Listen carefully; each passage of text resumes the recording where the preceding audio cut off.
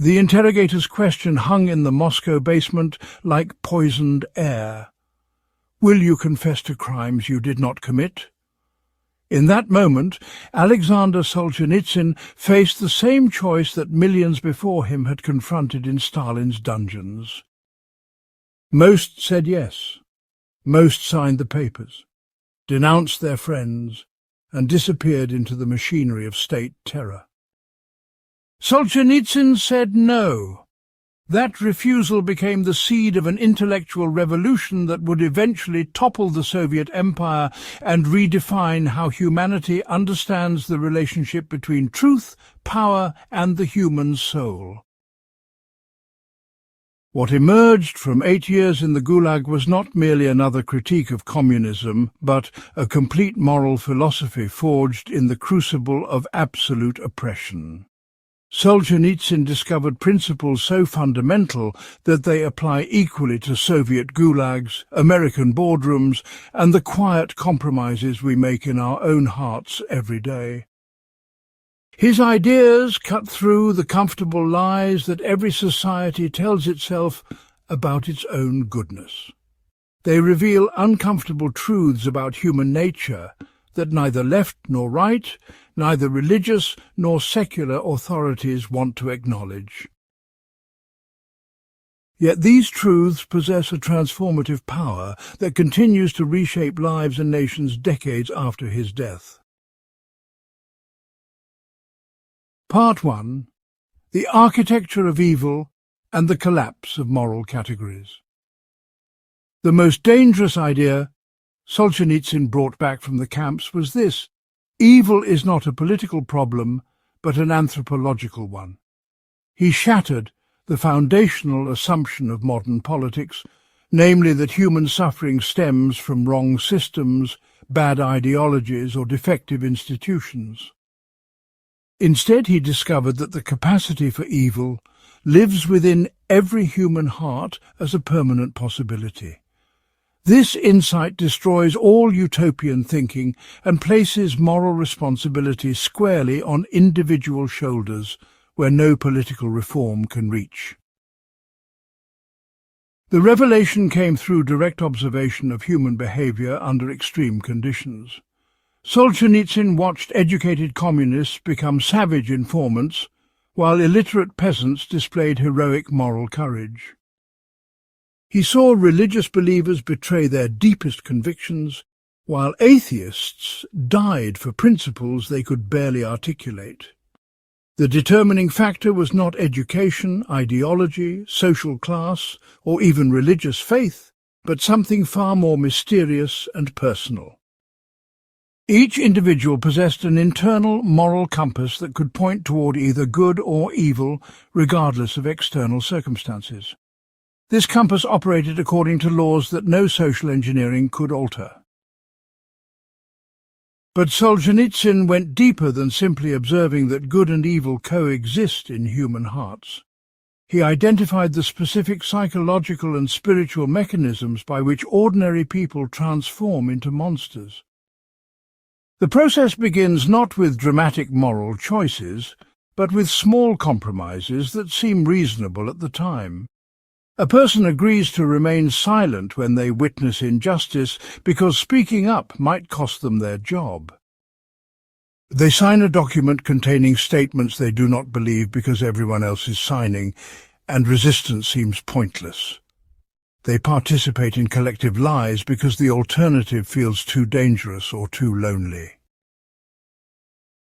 Each compromise creates what Solzhenitsyn called a spiritual debt that compounds over time like financial interest. The person who remains silent once finds it easier to remain silent again. The person who signed false papers once discovers that their signature becomes meaningless. The person who participated in collective lies once finds that their relationship to truth itself becomes corrupted. These small betrayals of conscience accumulate until the person no longer recognizes their former moral self.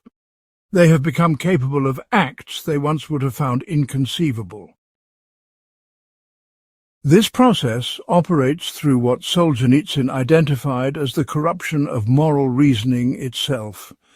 People do not typically choose evil while recognizing it as evil. Instead, they develop sophisticated intellectual frameworks that transform evil acts into moral necessities. The Communist Party member convinces himself that betraying his friends serves the greater good of historical progress. The camp guard persuades herself that brutalizing prisoners prevents them from corrupting society. The intellectual creates elegant theories proving that his cowardice actually represents wisdom and his selfishness actually serves higher principles. Solzhenitsyn discovered that ideology serves as the primary mechanism for this moral transformation. Ideology provides ready-made justifications for any action by connecting individual choices to grand historical narratives.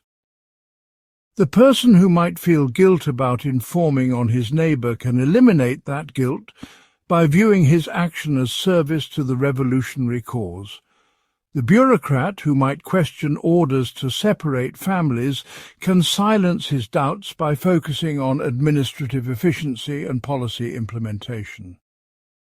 Ideology thus becomes a sophisticated form of spiritual anesthesia that numbs the conscience while preserving the illusion of moral purpose. The more elaborate the ideology, the more horrific the acts it can justify. This analysis reveals why Solzhenitsyn considered intellectuals particularly susceptible to moral corruption. Their training in abstract reasoning makes them expert at constructing justifications for whatever serves their interests. They can torture language and logic until any position appears defensible. Simple people with less education often retain clearer moral instincts because they cannot talk themselves out of basic human responses to suffering and injustice. The sophisticated mind becomes a tool for sophisticated self-deception. Knowledge without wisdom becomes more dangerous than ignorance without malice. Solzhenitsyn traced this corruption through his own intellectual journey. He arrived in the camps as a highly educated Marxist who had spent years learning to interpret reality through ideological frameworks. The brutal facts of camp life gradually stripped away these interpretive layers until he confronted raw human experience without intellectual mediation. He discovered that his education had taught him to ignore obvious truths that contradicted approved theories. He had learned to see class enemies instead of suffering individuals, historical necessity instead of human cruelty, revolutionary justice instead of arbitrary violence. The camps forced him to see reality without ideological filters. This exposure to unmediated reality revealed what Solzhenitsyn called the primacy of conscience over intellect in moral matters. Conscience operates through direct intuitive knowledge of right and wrong that requires no theoretical justification. When a person witnesses cruelty, their conscience immediately recognizes it as wrong, regardless of the political or philosophical framework that might justify it. When they participate in deception, their conscience registers the violation of truth, even if their reasoning explains why the deception serves good purposes. This immediate moral knowledge exists prior to and independently of all intellectual systems. Ideology can suppress conscience but cannot eliminate it entirely. The camps also revealed to Solzhenitsyn the mysterious connection between suffering and moral clarity. People who had been stripped of everything external often developed heightened sensitivity to moral distinctions. When physical comfort, social status, career prospects, and even survival itself were removed as motivating factors, moral choice became pure. Prisoners faced decisions where the only remaining question was whether to maintain their integrity or abandon it. These decisions revealed character in ways that comfortable circumstances never could. Some people discovered reserves of courage and compassion they never knew they possessed, while others revealed depths of selfishness and cruelty that shocked even themselves. This led Solzhenitsyn to one of his most controversial insights, that suffering can serve as a spiritual purification process that strips away illusions and reveals essential truth. This does not mean that all suffering produces wisdom or that people should seek suffering for its own sake. Rather, when suffering comes, it creates conditions where fundamental moral choices become unavoidable and their consequences become immediately visible. The person who maintains moral integrity under extreme pressure discovers an inner strength that no external power can touch. The person who abandons integrity discovers that they have lost something essential to their humanity. Both discoveries provide knowledge about human nature that comfort and prosperity tend to obscure. Solzhenitsyn connected this insight to what he saw as a fundamental flaw in Western materialism. Societies organized around maximizing comfort and minimizing suffering may inadvertently prevent the moral development that comes through facing difficult choices. People who never experience serious hardship may never discover what they truly value or who they really are. They may live their entire lives without confronting the basic moral questions that define human existence. This produces a kind of spiritual immaturity that makes individuals and entire societies vulnerable to manipulation and corruption. Comfort can become its own form of prison that prevents human beings from achieving their full moral potential. The anthropological dimension of evil that Solzhenitsyn discovered thus extends beyond individual psychology to encompass entire civilizations. Societies that refuse to acknowledge the permanent human capacity for evil inevitably create conditions where that capacity can express itself with maximum destructive force. They build institutions based on optimistic assumptions about human nature that collapse when tested by actual human behavior. They create educational systems that teach technical skills while ignoring moral development. They develop economic arrangements that reward self-interest while providing no framework for self-restraint. They establish political processes that assume goodwill while providing no protection against bad will. The result is what Solzhenitsyn called the institutionalization of moral blindness. People learn to navigate complex social and economic systems without ever developing the moral wisdom necessary to use those systems responsibly. They acquire power without acquiring the character necessary to wield power justly. They gain knowledge without gaining the wisdom necessary to apply knowledge beneficially. They achieve freedom without achieving the self-discipline necessary to use freedom constructively. Such societies produce highly sophisticated forms of barbarism that wear the mask of progress and enlightenment. Part 2. Living not by lies and the philosophy of moral resistance. Solzhenitsyn's most practical and revolutionary contribution to human freedom came in a deceptively simple formula. Refuse to participate in lies. This principle emerged from his recognition that totalitarian systems depend entirely on the voluntary cooperation of their victims. Every dictatorship requires millions of people to repeat falsehoods they know to be false, to applaud policies they know to be destructive, and to pretend enthusiasm for leaders they know to be corrupt.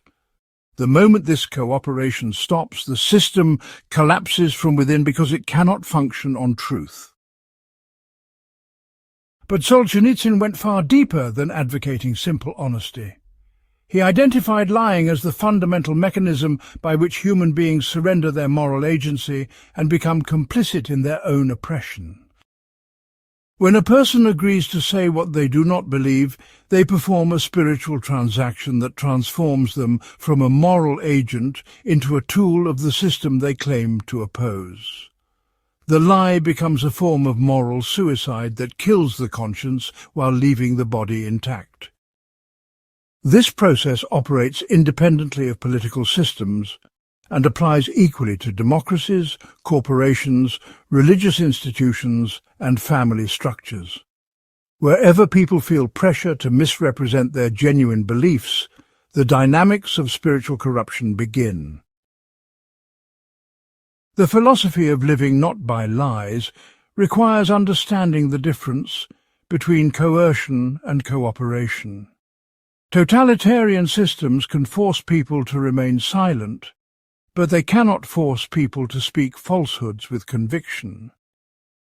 They can punish people for refusing to participate in ceremonies, but they cannot make those ceremonies meaningful to unwilling participants.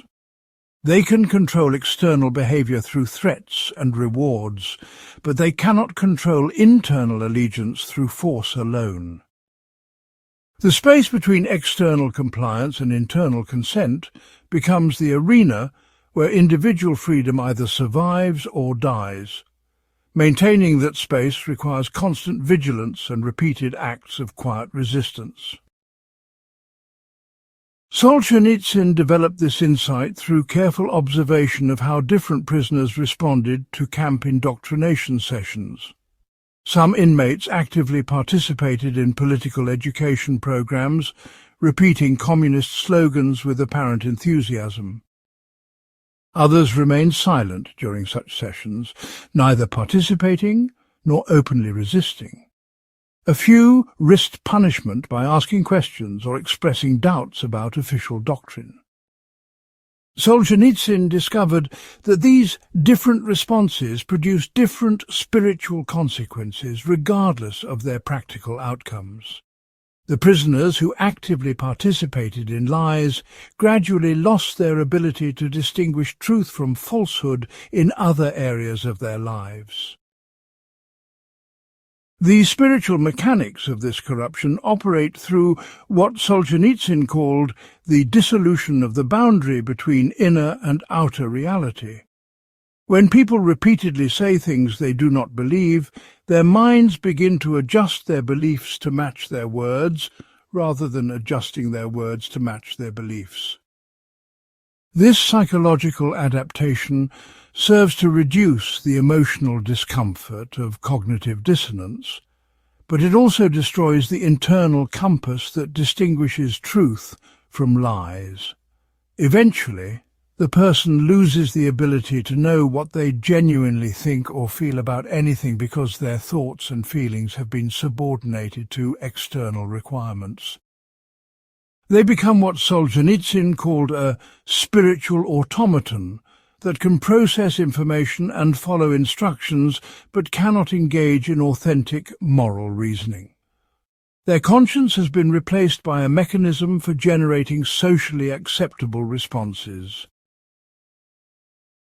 This analysis explains why Solzhenitsyn considered the corruption of language to be more dangerous than physical violence. Violence can destroy bodies and even destroy lives, but it cannot destroy the human capacity for moral judgment. Linguistic corruption, by contrast, destroys the tools of thought itself by severing the connection between words and their meanings. When language becomes divorced from reality, communication becomes impossible, and moral reasoning becomes incoherent. People lose the ability to formulate accurate descriptions of their own experience or to engage in meaningful dialogue about moral questions. Society fragments into isolated individuals who share vocabulary but not meaning, who use the same words to refer to completely different realities.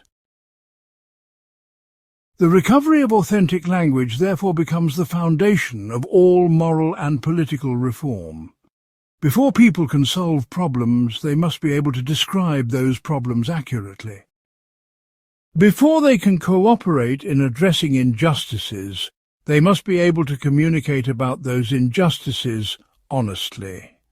Before they can hold leaders accountable, they must be able to distinguish between accurate and inaccurate statements about leadership performance. All of these capacities depend on maintaining the connection between words and reality that systematic lying destroys. Restoring that connection requires individuals to take responsibility for the accuracy of their own speech, regardless of social pressure to conform to approved narratives. Solzhenitsyn identified several practical strategies for maintaining linguistic integrity under pressure. The first involves refusing to repeat statements you know to be false, even when everyone around you is repeating them. This does not require heroic confrontation with authority or dramatic public declarations of opposition. It simply means remaining silent when others voice approved lies or finding ways to change the subject when expected to participate in collective deception. The second strategy involves using precise language when discussing controversial topics, instead of adopting the euphemisms and abstractions that obscure uncomfortable realities. Instead of talking about population transfers, describe forced deportations of entire ethnic groups. Instead of discussing enhanced interrogation techniques, describe torture methods and their effects on human beings. Instead of referring to budget reallocations, explain which specific programs will lose funding and which people will suffer as a result. The third strategy involves asking questions that expose the gap between official narratives and observable reality. When leaders claim that unpopular policies actually benefit the people they harm, ask for specific evidence of those benefits. When experts assert that complex problems have simple solutions, ask about the complications and trade-offs they are ignoring. When authorities demand trust based on their credentials rather than their performance, ask for concrete examples of their successful track record. These questions need not be asked confrontationally or publicly, but they must be asked persistently and honestly. The goal is not to embarrass officials or score political points, but to maintain your own capacity for independent thought in an environment designed to discourage independent thinking. Solzhenitsyn recognized that living not by lies requires tremendous courage because it inevitably leads to social isolation and professional disadvantage. People who refuse to participate in collective deceptions discover that much of their social and economic life depends on such participation. They may lose friends who cannot tolerate their inconvenient honesty, job opportunities that require ideological conformity, and social invitations that depend on shared pretenses. The immediate practical costs of truth-telling often exceed the immediate practical benefits, which explains why so few people choose this path consistently. But Solzhenitsyn argued that these short-term costs are insignificant compared to the long-term costs of spiritual corruption. People who sacrifice their integrity for temporary advantages discover that they have traded away the only thing that makes advantages worth having. The philosophy of living not by lies also requires understanding the difference between individual resistance and collective action. Solzhenitsyn explicitly rejected the idea that people should wait for mass movements or organized opposition before beginning to resist lies. He argued that collective resistance becomes possible only when enough individuals have already begun practicing individual resistance in their own lives. The person who cannot stop lying in small personal matters will not suddenly develop the capacity for truth-telling when great historical moments demand it. Moral courage is like physical strength. It must be developed through regular exercise with manageable challenges before it can handle extreme tests. The everyday choice to speak truthfully in low-stakes situations prepares people for the extraordinary choice to maintain integrity when everything depends on that choice. This insight explains why Solzhenitsyn placed such emphasis on what he called microscopic acts of resistance. The secretary who refuses to type false reports, the teacher who declines to promote approved falsehoods, the citizen who stays home rather than attend mandatory demonstrations of enthusiasm.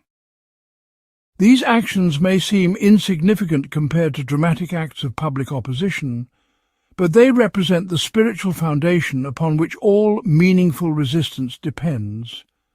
When enough people stop cooperating with lies in small ways, the system loses its ability to generate the appearance of popular support that sustains its legitimacy.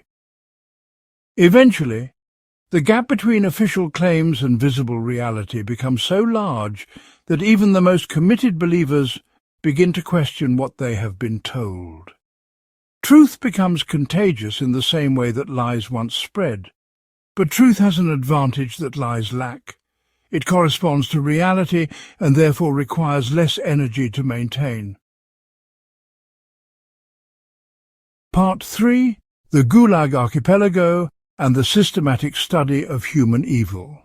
The Gulag Archipelago represents more than historical documentation of Soviet crimes. It constitutes Solzhenitsyn's most systematic investigation into the mechanics of institutional evil and the conditions under which ordinary human beings become capable of extraordinary cruelty. Through meticulous examination of camp records, prisoner testimonies, and administrative procedures, Solzhenitsyn discovered universal principles about how bureaucratic systems transform moral individuals into agents of mass suffering. These principles operate independently of ideology, culture, or historical period, which explains why his insights apply to genocides, corporate malfeasance, and institutional abuse across different societies and time periods. Solzhenitsyn's central discovery was that systematic evil requires the creation of moral distance between perpetrators and victims. This distance operates through several mechanisms that prevent normal human empathy from interfering with harmful actions. The first mechanism involves physical separation between those who make decisions and those who suffer the consequences of those decisions. Camp administrators in Moscow never saw the prisoners whose lives they destroyed through policy directives. Local guards never met the families whose breadwinners they tortured to death. This physical separation makes it possible for people to inflict suffering without confronting its human reality. The second mechanism involves linguistic abstraction that transforms human beings into statistical categories. Prisoners become units of labor, political criminals, or enemies of the people, rather than individuals with names, histories, and relationships. Mass deportations become population transfers, while executions become administrative measures or special handling. This linguistic transformation serves a crucial psychological function by allowing perpetrators to think about their actions in technical rather than moral terms. They can focus on efficiency, following procedures, and meeting quotas without confronting the human meaning of their work. The abstract language creates a buffer between conscience and action that makes cruelty psychologically tolerable. The third mechanism involves the division of responsibility among multiple actors, so that no single person feels accountable for the final outcome. The person who signs the arrest warrant does not personally torture the prisoner. The person who conducts the interrogation does not personally decide the sentence. The person who transports prisoners to camps does not personally determine their living conditions. Each participant can tell themselves that they are only playing a small role in a larger process, and that the moral responsibility belongs to someone else.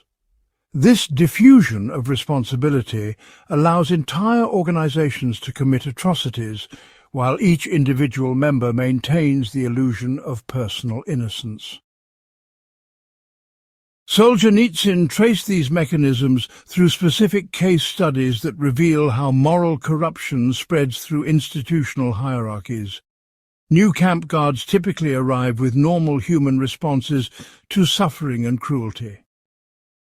They feel uncomfortable watching prisoners being beaten and hesitate to participate in acts of deliberate brutality. But the institutional environment gradually erodes these natural moral responses through a process of systematic desensitization. Guards who remain passive during acts of cruelty find it easier to remain passive the next time such acts occur. Guards who participate reluctantly in minor cruelties discover that participating in major cruelties becomes psychologically possible.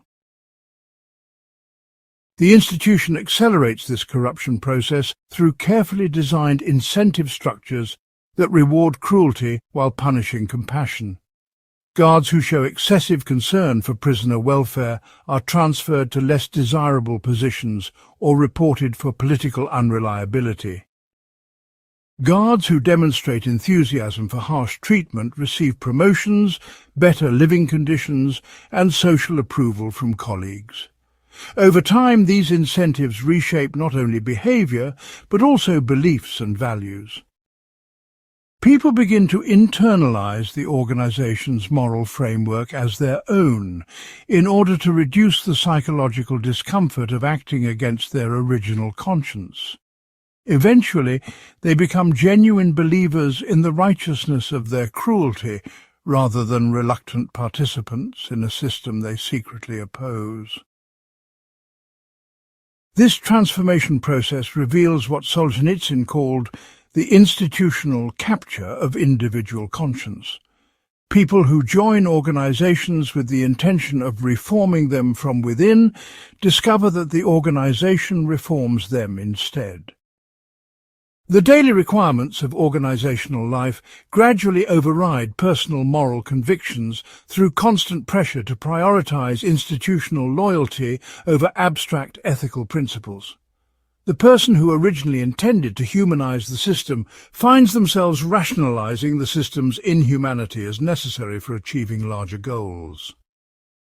They become what Solzhenitsyn termed unconscious agents of institutional evil who genuinely believe they are serving good purposes while participating in destructive processes.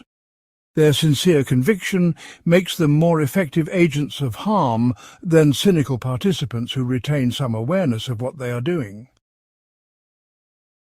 The Gulag system also revealed to Solzhenitsyn the crucial role of ideology in justifying systematic cruelty.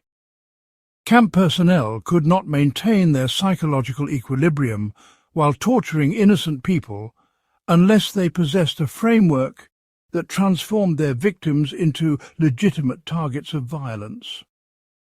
Marxist-Leninist ideology provided this framework by classifying certain categories of people as objectively counter-revolutionary, regardless of their actual beliefs or actions.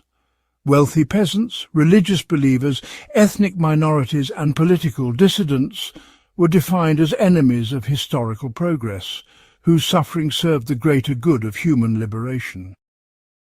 This ideological framework allowed guards and administrators to experience their cruelty as a form of moral heroism rather than simple sadism. They were not harming innocent people, but defending the future of humanity against its enemies. Solzhenitsyn identified this ideological justification as more dangerous than personal hatred or individual sadism.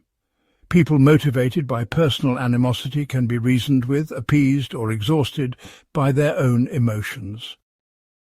People motivated by ideological conviction possess unlimited energy for cruelty because they experience their cruelty as virtue. They can torture prisoners with clear consciences, destroy families without guilt, and commit mass murder while feeling morally superior to their victims. The more elaborate and sophisticated the ideology, the more horrific the acts it can justify while preserving the perpetrator's self-image as a moral person. Intellectual sophistication thus becomes a tool for sophisticated evil rather than a protection against it.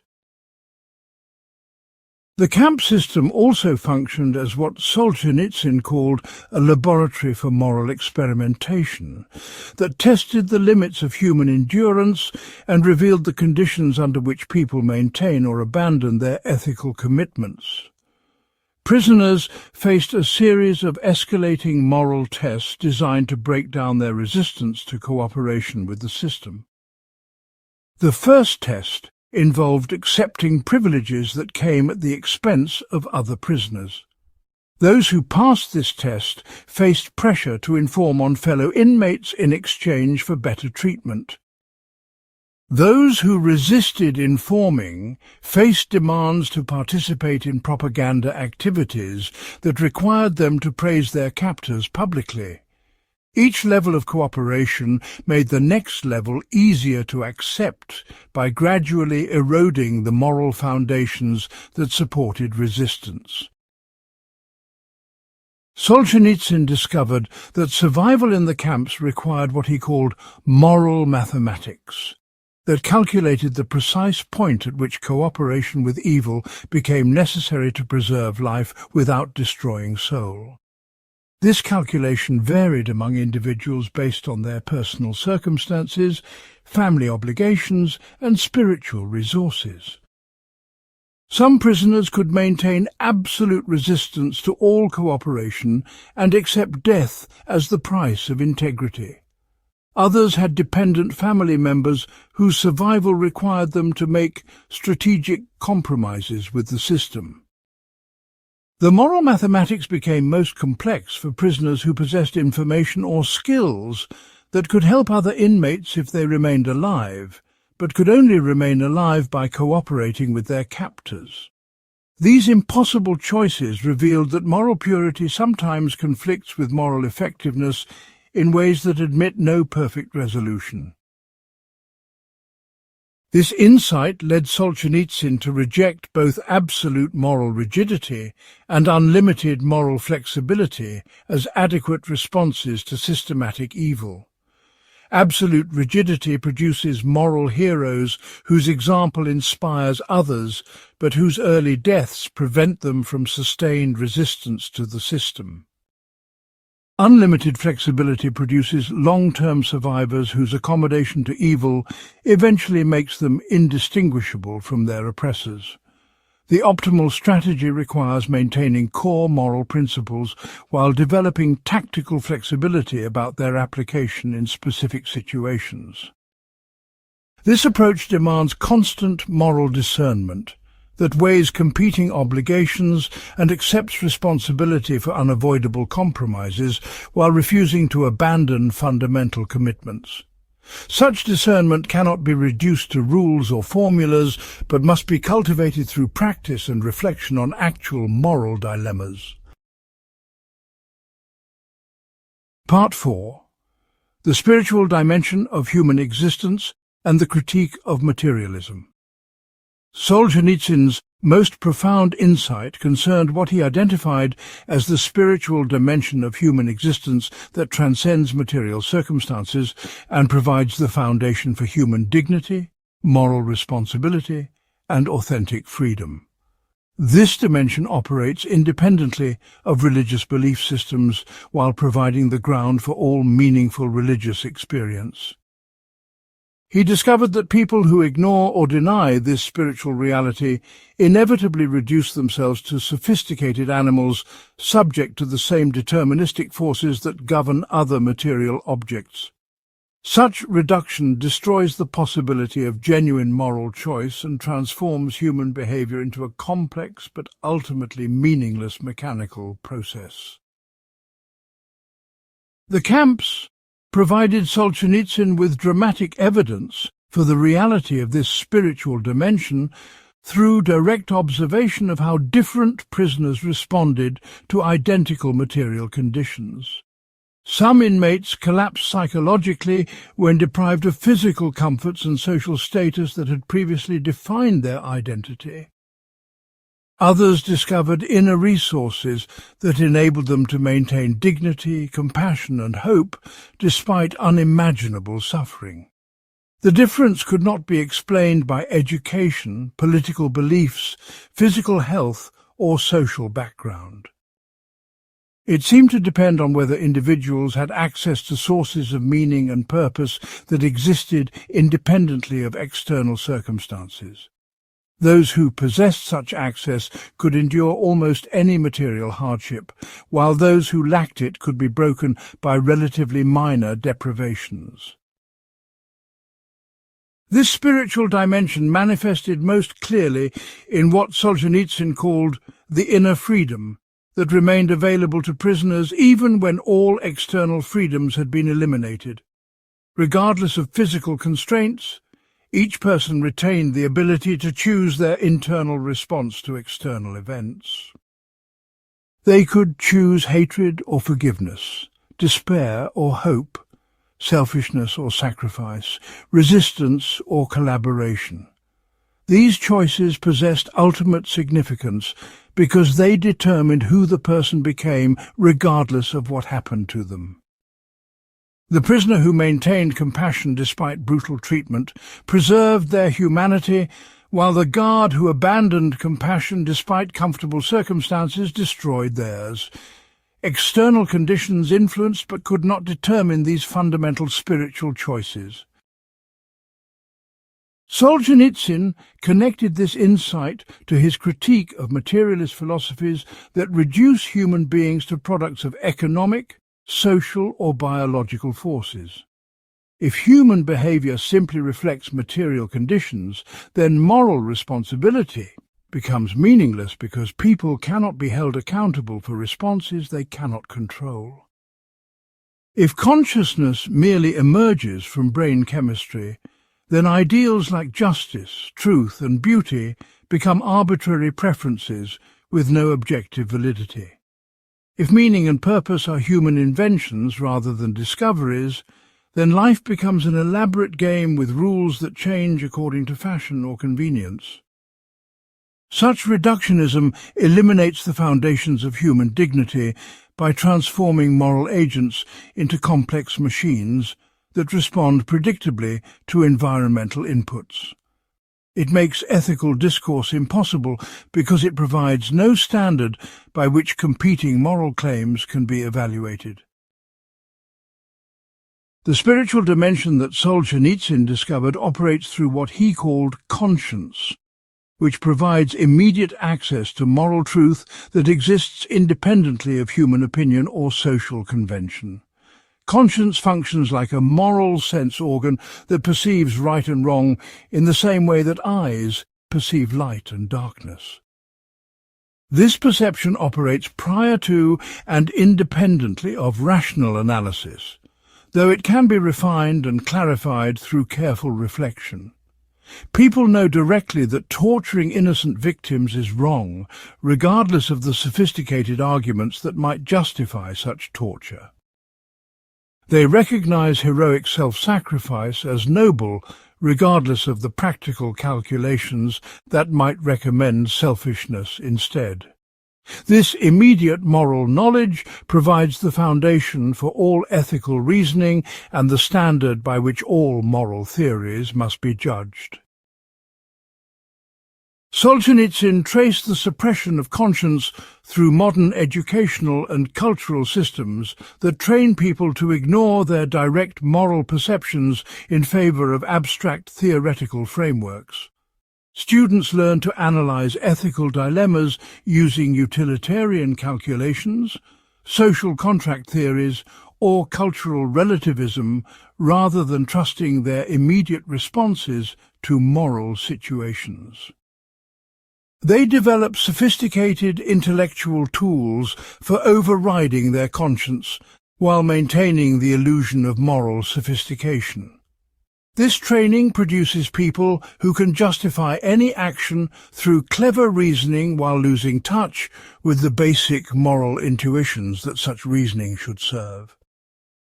They become what Solzhenitsyn called intellectually corrupted individuals, who know how to think about morality but have forgotten how to recognize it directly. Their education has made them less rather than more capable of moral discernment. The recovery of authentic spiritual life therefore requires what Solzhenitsyn termed intellectual humility, that subordinates abstract reasoning to concrete moral experience. This does not mean abandoning rational thought, but rather using reason to clarify and implement the insights that conscience provides. The person who feels immediate revulsion at witnessing cruelty should trust that response while using their intelligence to understand its implications and develop appropriate responses. The person who experiences spontaneous compassion for suffering strangers should honor that experience while thinking carefully about how to express it effectively.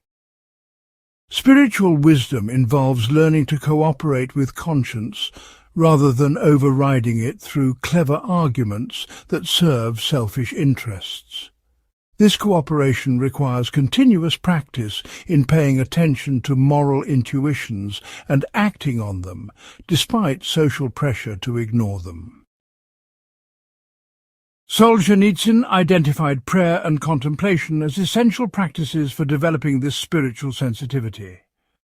Prayer connects individuals to sources of meaning and purpose that transcend immediate material concerns. Contemplation creates the mental space necessary for recognizing subtle moral distinctions that busy practical life tends to obscure. Both practices cultivate what he called inner stillness, that allows conscience to operate without interference from anxiety, ambition, or social pressure. People who maintain regular contact with this inner stillness develop moral clarity that enables them to navigate complex ethical situations with confidence and wisdom.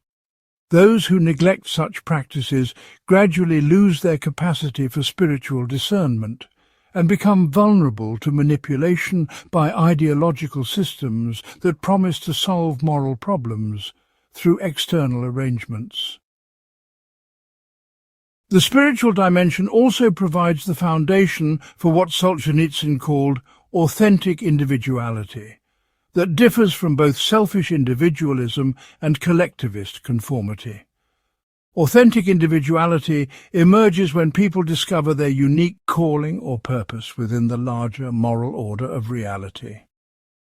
This calling transcends personal preferences and social expectations, while expressing the deepest truth about who they are and what they are meant to contribute to the world. Living according to this calling requires tremendous courage because it often conflicts with conventional definitions of success and happiness. But it provides a form of fulfillment that cannot be achieved through external achievements or social approval, because it connects people to sources of meaning that exist independently of changing circumstances.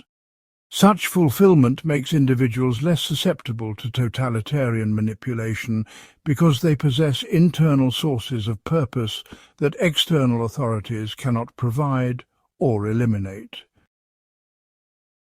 Solzhenitsyn's critique of Western materialism focused on how consumer culture systematically undermines this spiritual development by directing attention toward material acquisition and sensory gratification. People learn to identify happiness with having rather than being, with consuming rather than creating, with experiencing pleasure rather than discovering meaning. This orientation produces what he called spiritual infantilism that keeps individuals focused on immediate gratification while preventing them from developing the moral maturity necessary for authentic freedom. They become sophisticated in technical matters while remaining primitive in spiritual matters, capable of manipulating complex systems while incapable of understanding their own deepest needs and purposes. Such people are easily controlled through the manipulation of their material desires, even though they enjoy formal political freedoms. They have traded spiritual liberty for material comfort without realizing what they have lost in the exchange. Part 5. The Decay of Western Civilization and the Critique of Liberal Materialism. After decades fighting Soviet totalitarianism, Solzhenitsyn shocked Western admirers by delivering equally harsh criticisms of liberal democratic societies that had welcomed him as a hero. He argued that Western civilization suffered from a different but related spiritual disease that made it vulnerable to the same moral corruption that had destroyed Russia.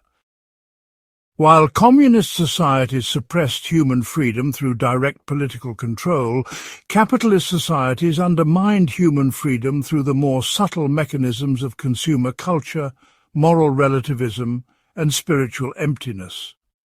Both systems reduced human beings to material entities while ignoring the spiritual dimensions of existence that provide the foundation for authentic human flourishing.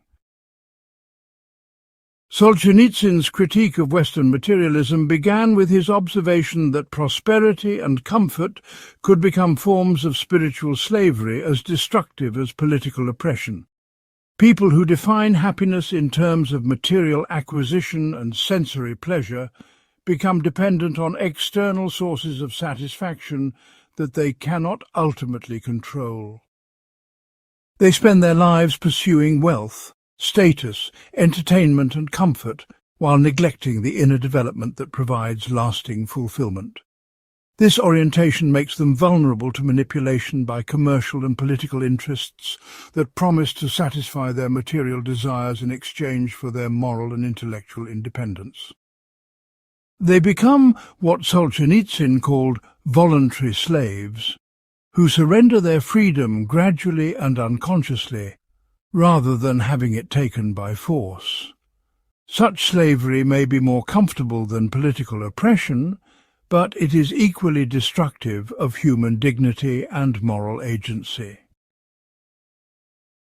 The mechanisms of this voluntary enslavement operate through what Solzhenitsyn identified as the commercialization of consciousness that transforms every aspect of human experience into opportunities for consumption.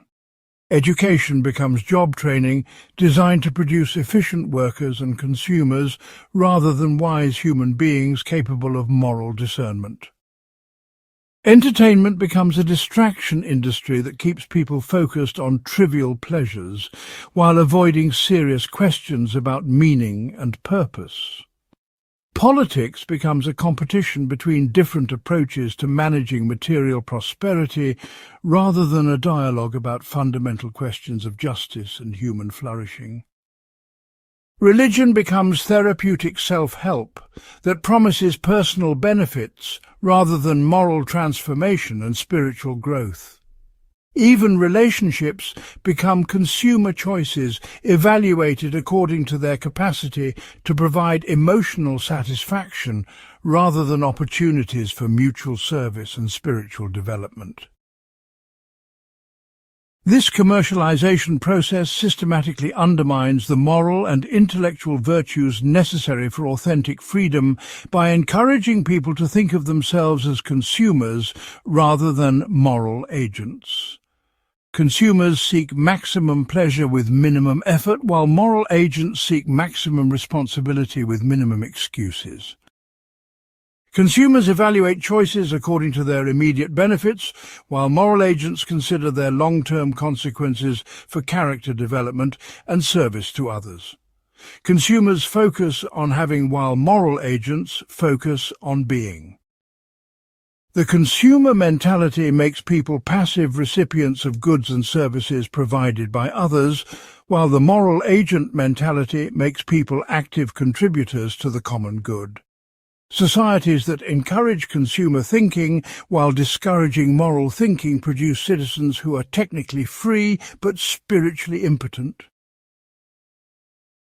Solzhenitsyn connected this critique to his analysis of how Western educational systems had abandoned their traditional mission of moral formation in favor of technical training and ideological indoctrination.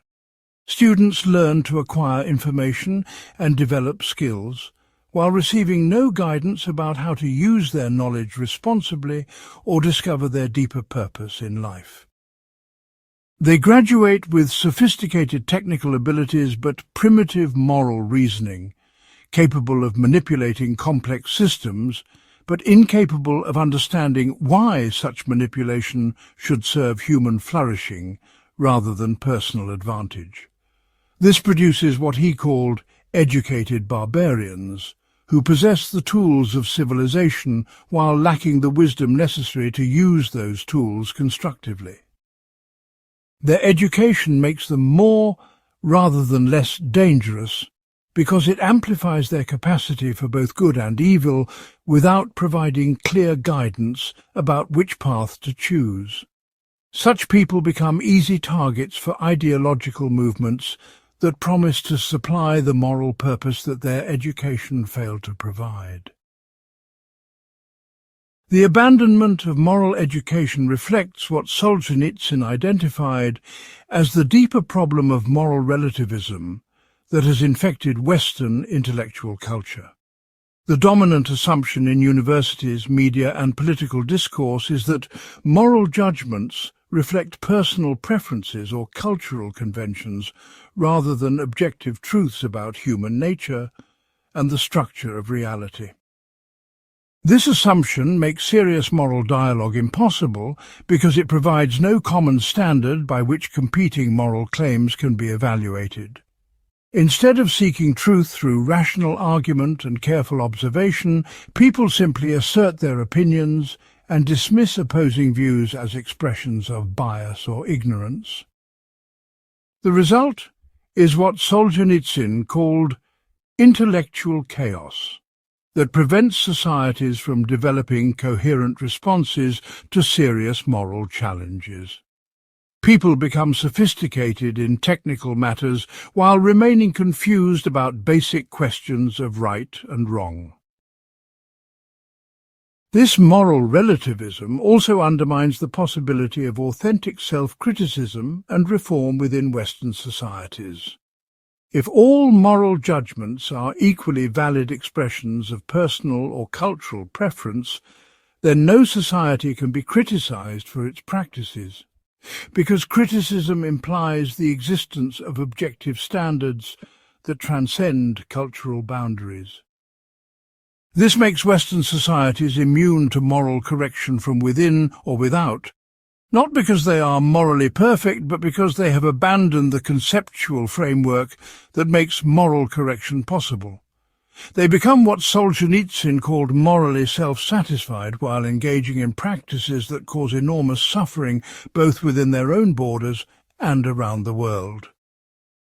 Their moral relativism functions as a sophisticated form of moral blindness that prevents them from recognizing the destructive consequences of their own actions. Such blindness makes them as dangerous to themselves and others as the ideological fanaticism they criticize in totalitarian societies.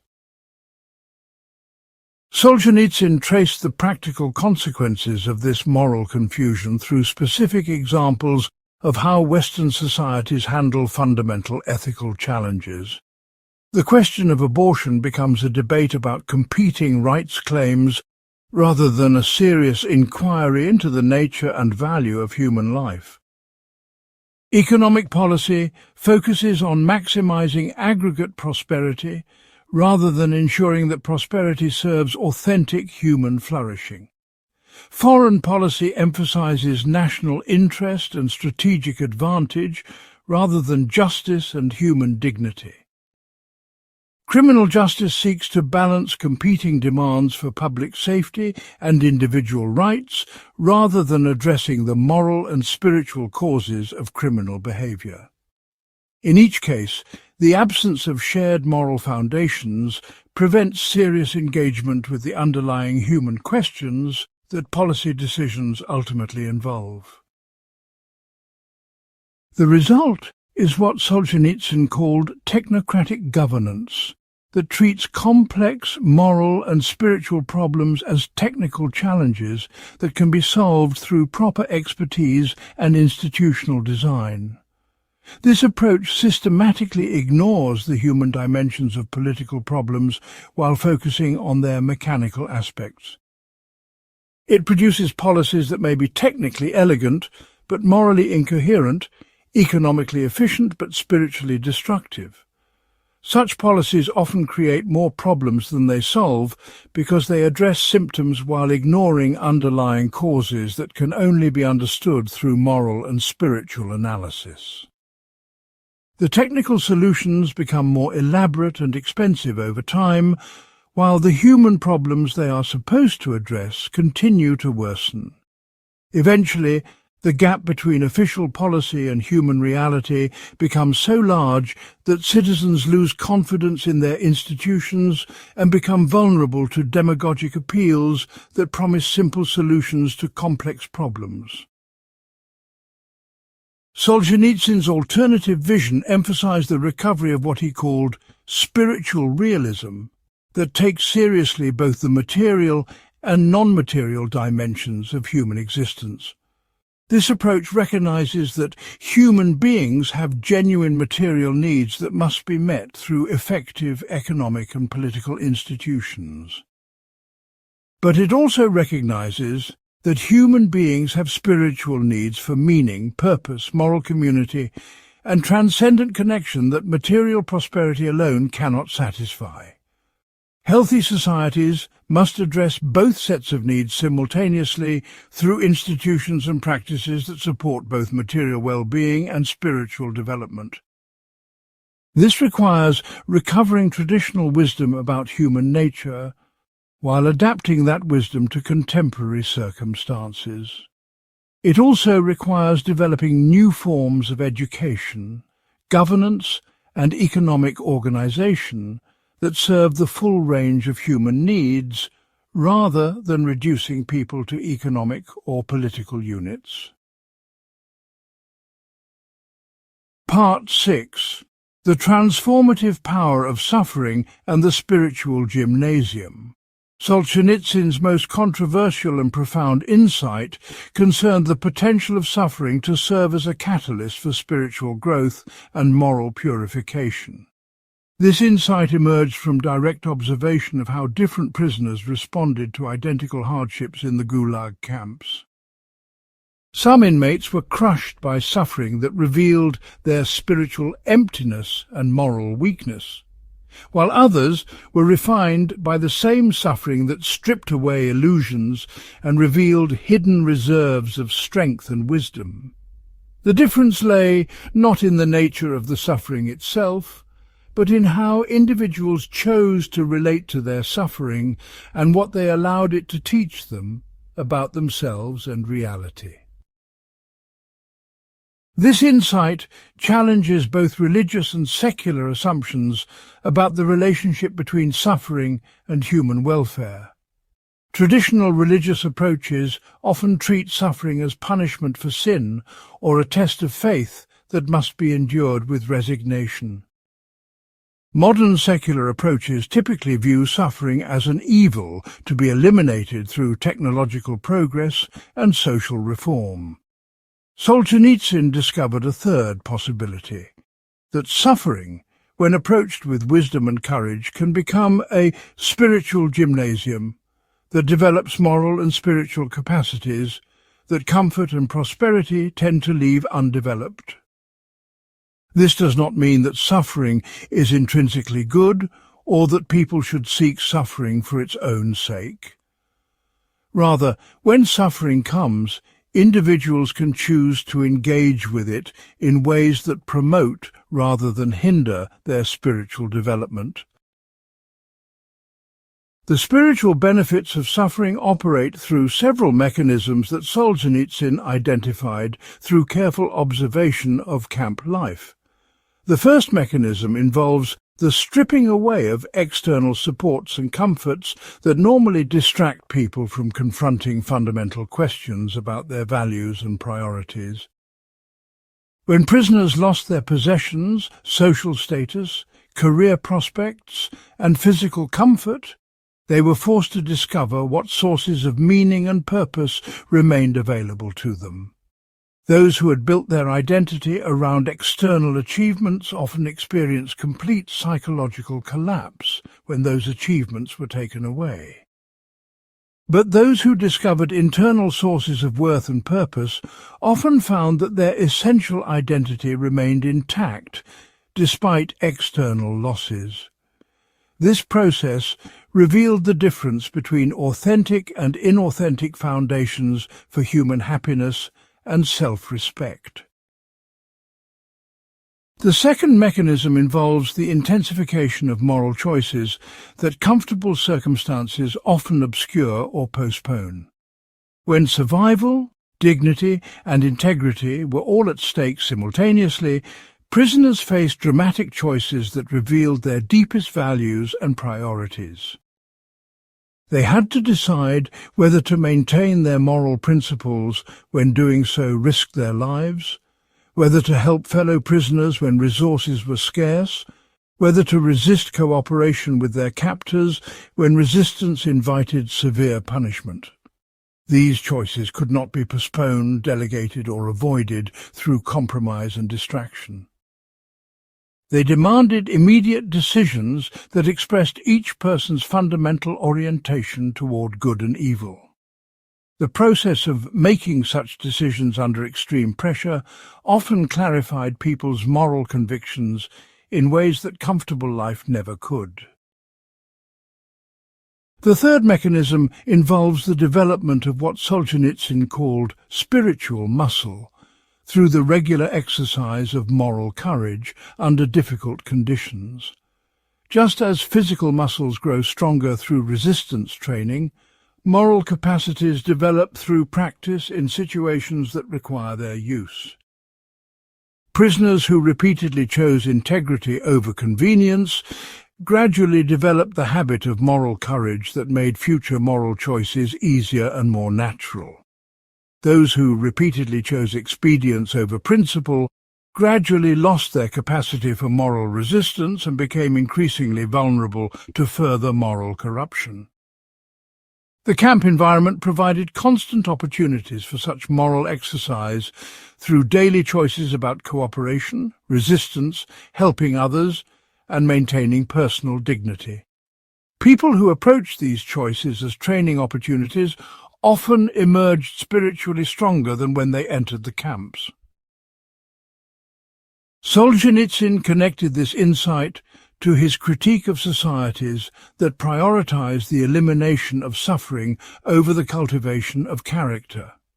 When institutions are designed to maximize comfort and minimize hardship, they may inadvertently prevent the moral development that comes through facing and overcoming difficulties. People who never experience serious challenges may never discover their capacity for courage, sacrifice, perseverance, and compassion. They may live their entire lives without confronting the fundamental questions about meaning and purpose that suffering tends to force into consciousness. Such people remain spiritually immature regardless of their intellectual sophistication or material success because they have never been tested in ways that require spiritual growth. This makes them vulnerable to manipulation and moral corruption when serious challenges finally arise. This analysis does not lead Solzhenitsyn to recommend the artificial creation of suffering, or the abandonment of efforts to reduce unnecessary hardship. Rather, it suggests that individuals and societies should develop wisdom about how to engage constructively with the suffering that inevitably comes through natural disasters, illness, economic downturns, political conflicts, and personal losses. The goal is not to eliminate all suffering, but to transform unavoidable suffering into opportunities for spiritual growth, rather than occasions for spiritual regression. This requires cultivating attitudes and practices that help people maintain their humanity and develop their character even when external circumstances become difficult or destructive. Solzhenitsyn identified several practical approaches for accomplishing this transformation. The first involves accepting responsibility for one's own spiritual response to suffering while refusing to blame external circumstances for internal spiritual failures. This means recognizing that while people cannot control what happens to them, they can control how they respond to what happens to them. The prisoner who maintains compassion despite brutal treatment demonstrates spiritual freedom, while the prisoner who becomes cruel in response to cruelty demonstrates spiritual slavery. Taking responsibility for this choice transforms people from passive victims into active agents of their own spiritual development. This transformation provides a form of inner freedom that external circumstances cannot eliminate. The second approach involves using suffering as an opportunity for developing empathy and solidarity with others who suffer. Instead of becoming self-absorbed or resentful, people can allow their own pain to increase their sensitivity to the pain of others. This creates what Solzhenitsyn called moral communion among people who have shared the experience of hardship and learned to support each other through difficult times.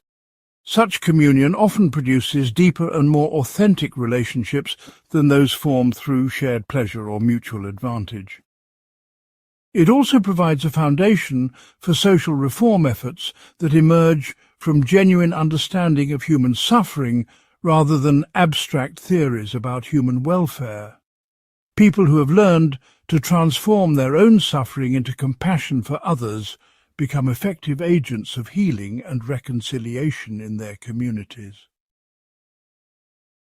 The third approach involves discovering what Solzhenitsyn called the indestructible core of human dignity that exists independently of external circumstances. This core consists of the capacity for moral choice, the ability to love and be loved, the connection to sources of meaning that transcend immediate circumstances, and the hope for redemption and renewal. Suffering can actually strengthen awareness of this core by stripping away everything else and forcing people to discover what remains when all external supports are removed. People who maintain contact with this indestructible core can endure almost any hardship while preserving their essential humanity. Those who lose contact with it may be broken by relatively minor difficulties because they have no spiritual resources to draw upon when external supports fail.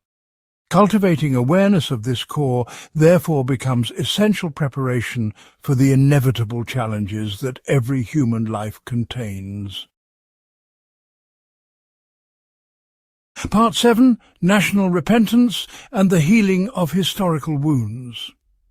Solzhenitsyn argued that nations, like individuals, must face their moral failures honestly before they can move toward genuine healing and renewal. This process of collective repentance requires more than general acknowledgements of imperfection or abstract expressions of regret for past mistakes. It demands specific confession of particular wrongs, detailed examination of how those wrongs occurred, honest assessment of their consequences, and concrete changes in behavior designed to prevent their repetition.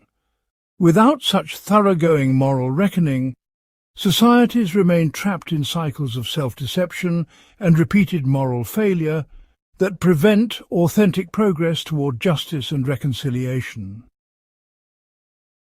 This insight emerged from Solzhenitsyn's analysis of how Soviet society dealt with Stalin's crimes after the dictator's death in 1953. Instead of conducting a comprehensive examination of how millions of innocent people had been murdered, tortured, and enslaved, Soviet leaders engaged in limited criticism of Stalin's cult of personality, while preserving the basic structures and assumptions that had made such crimes possible. They blamed individual leaders rather than examining systemic failures, focused on policy mistakes rather than moral crimes, and emphasized the need to move forward rather than the importance of understanding what had gone wrong. This approach allowed Soviet society to avoid confronting uncomfortable truths about its own complicity in mass murder while creating conditions for future atrocities.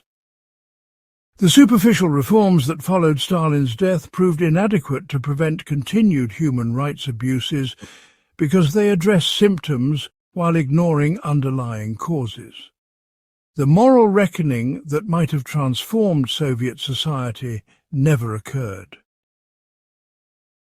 Solzhenitsyn contrasted this failure with examples of successful national repentance from other historical contexts. He pointed to Germany's post-war confrontation with the Holocaust as a model of how societies can face historical atrocities honestly while building foundations for moral renewal. German leaders did not simply apologize for Nazi crimes or blame them on individual fanatics, but engaged in systematic examination of how ordinary Germans had participated in or enabled genocide. Schools taught detailed curricula about the Holocaust, courts prosecuted war criminals, historians documented the mechanisms of mass murder, and public memorials preserved the memory of victims.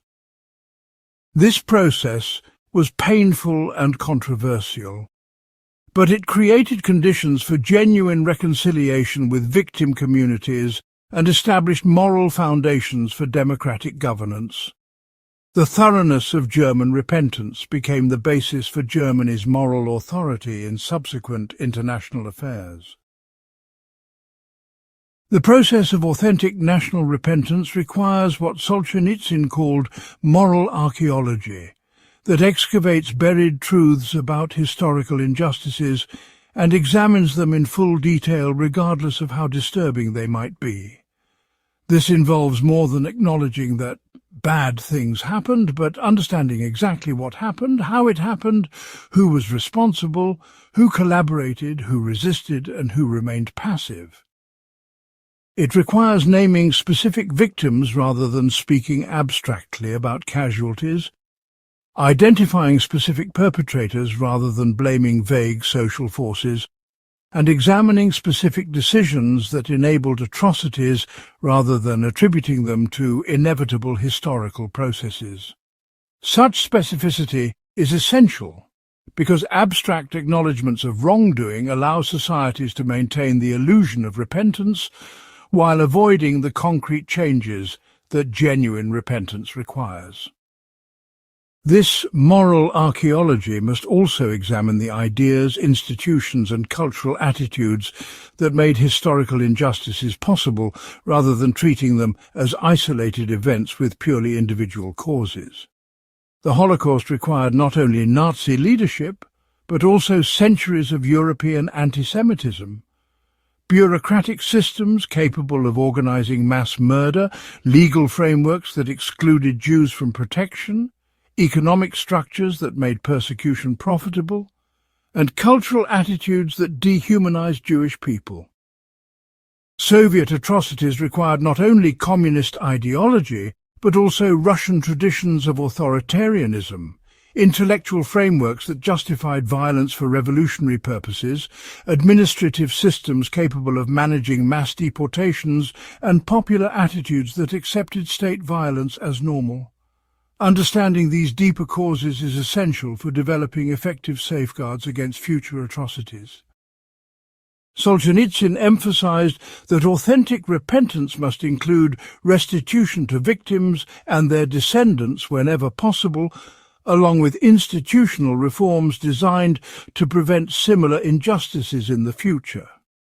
Verbal apologies without concrete remedial action represent what he called cheap repentance that serves the psychological needs of perpetrators without addressing the ongoing consequences of historical injustices.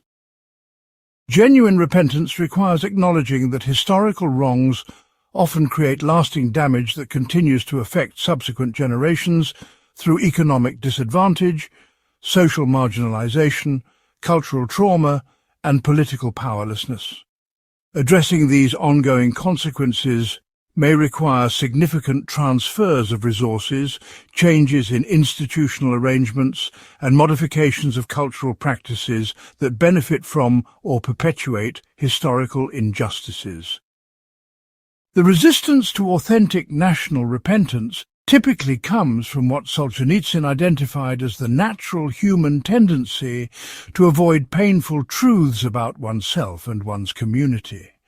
People prefer to maintain positive self-images rather than confronting evidence of their moral failures, to blame others rather than accepting responsibility for their own actions, and to focus on their suffering rather than acknowledging the suffering they have caused. These psychological tendencies operate at the collective as well as individual level, making societies resistant to honest examination of their historical crimes. Political leaders often exploit this resistance by offering simplified narratives that absolve their citizens of moral responsibility while maintaining national pride and social cohesion. Such narratives may be politically popular, but they prevent the moral growth that comes through honest self-examination, and they perpetuate the attitudes that made historical injustices possible. Societies that cannot face their past honestly cannot build their future securely.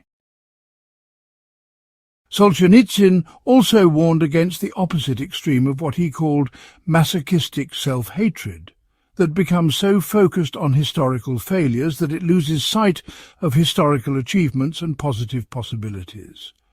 Authentic repentance involves balanced assessment that acknowledges both good and evil aspects of national history, rather than wholesale condemnation that leads to cynicism and despair.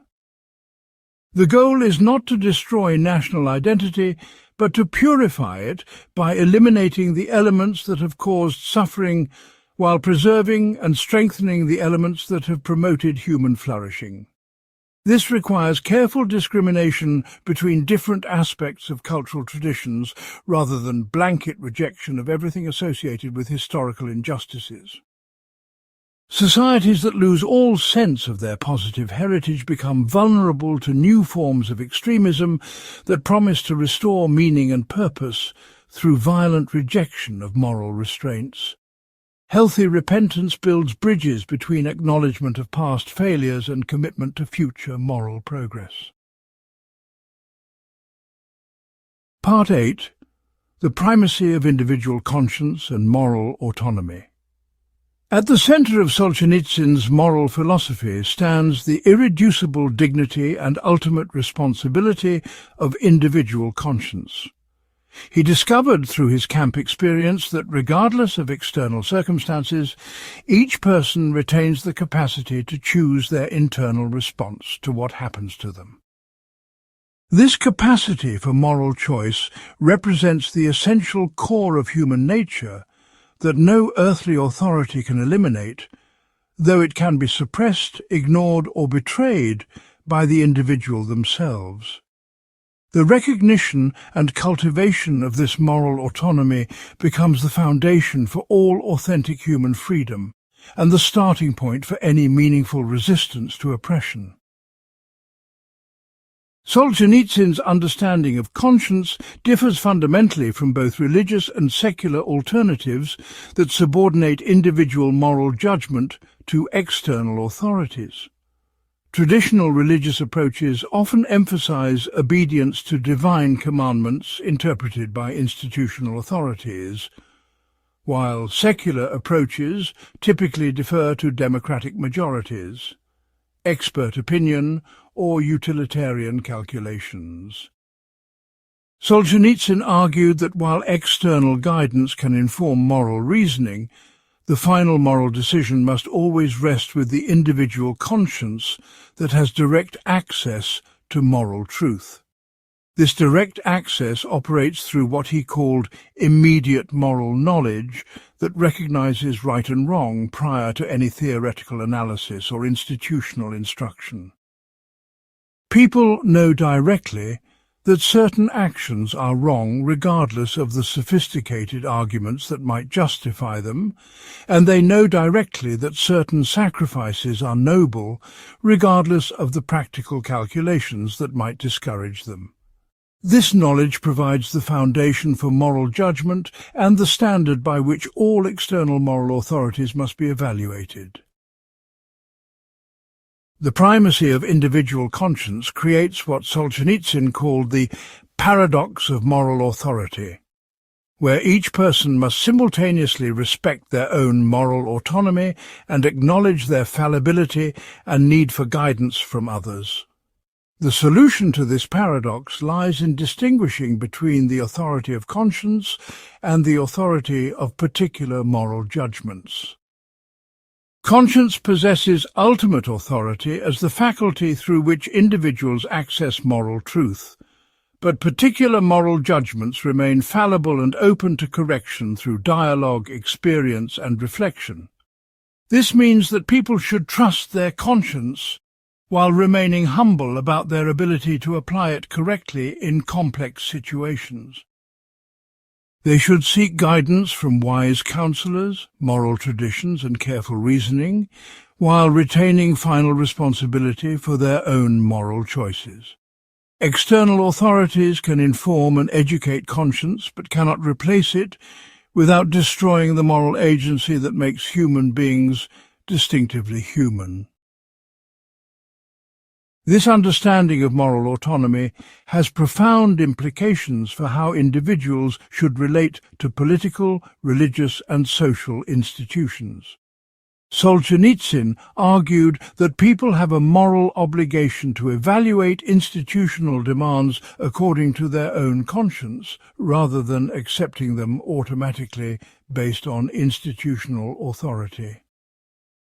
This does not mean rejecting all external authority or becoming morally self-sufficient, but rather maintaining the capacity for independent moral judgment even when operating within institutional frameworks. The good citizen, faithful believer, or loyal employee remains one who can say no to institutional demands that violate their conscience, even when such refusal involves personal costs.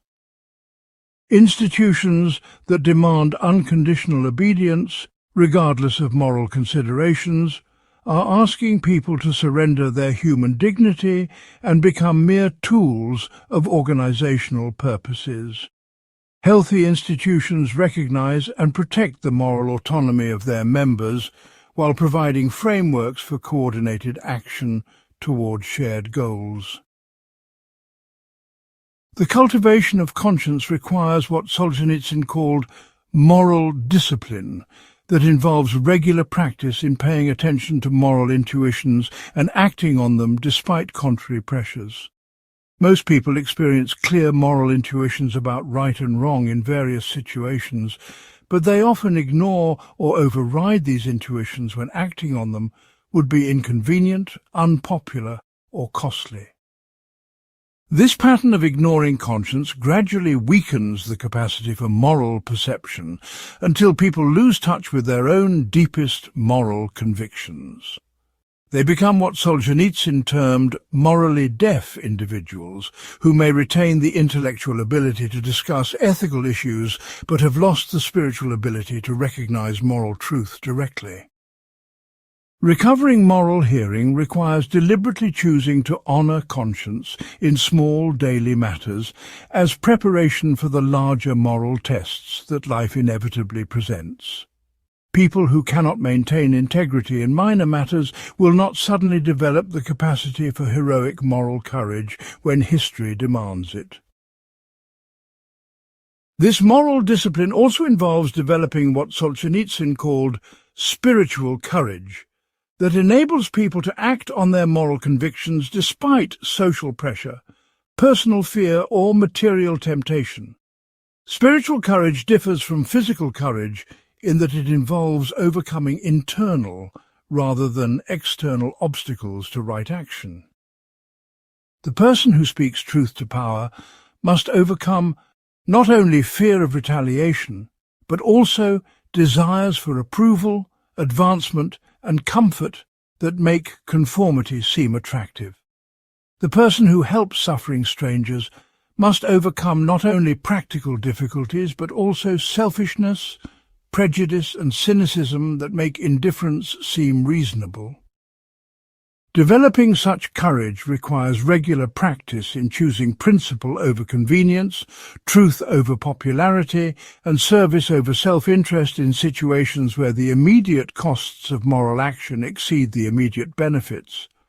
This practice gradually strengthens the moral will until acting according to conscience becomes natural rather than heroic. Solzhenitsyn identified solitude and contemplation as essential practices for maintaining contact with conscience in societies that provide constant distractions from serious moral reflection. The modern world bombards people with information, entertainment and social stimulation that keeps their attention focused on external events while preventing the inner stillness necessary for moral discernment. People who never experience silence and solitude may lose touch with their own thoughts and feelings, let alone their deepest moral convictions. They become what he called spiritually scattered individuals who react to external stimuli but cannot engage in the sustained reflection necessary for moral wisdom. Regular periods of contemplative silence allow conscience to operate without interference from noise, anxiety and social pressure that normally obscure its voice. Such practices help people distinguish between their authentic moral responses and the responses that society expects or rewards. The ultimate goal of cultivating individual conscience is not moral self-sufficiency, but rather what Solzhenitsyn called authentic moral community among people who have each taken responsibility for their own spiritual development.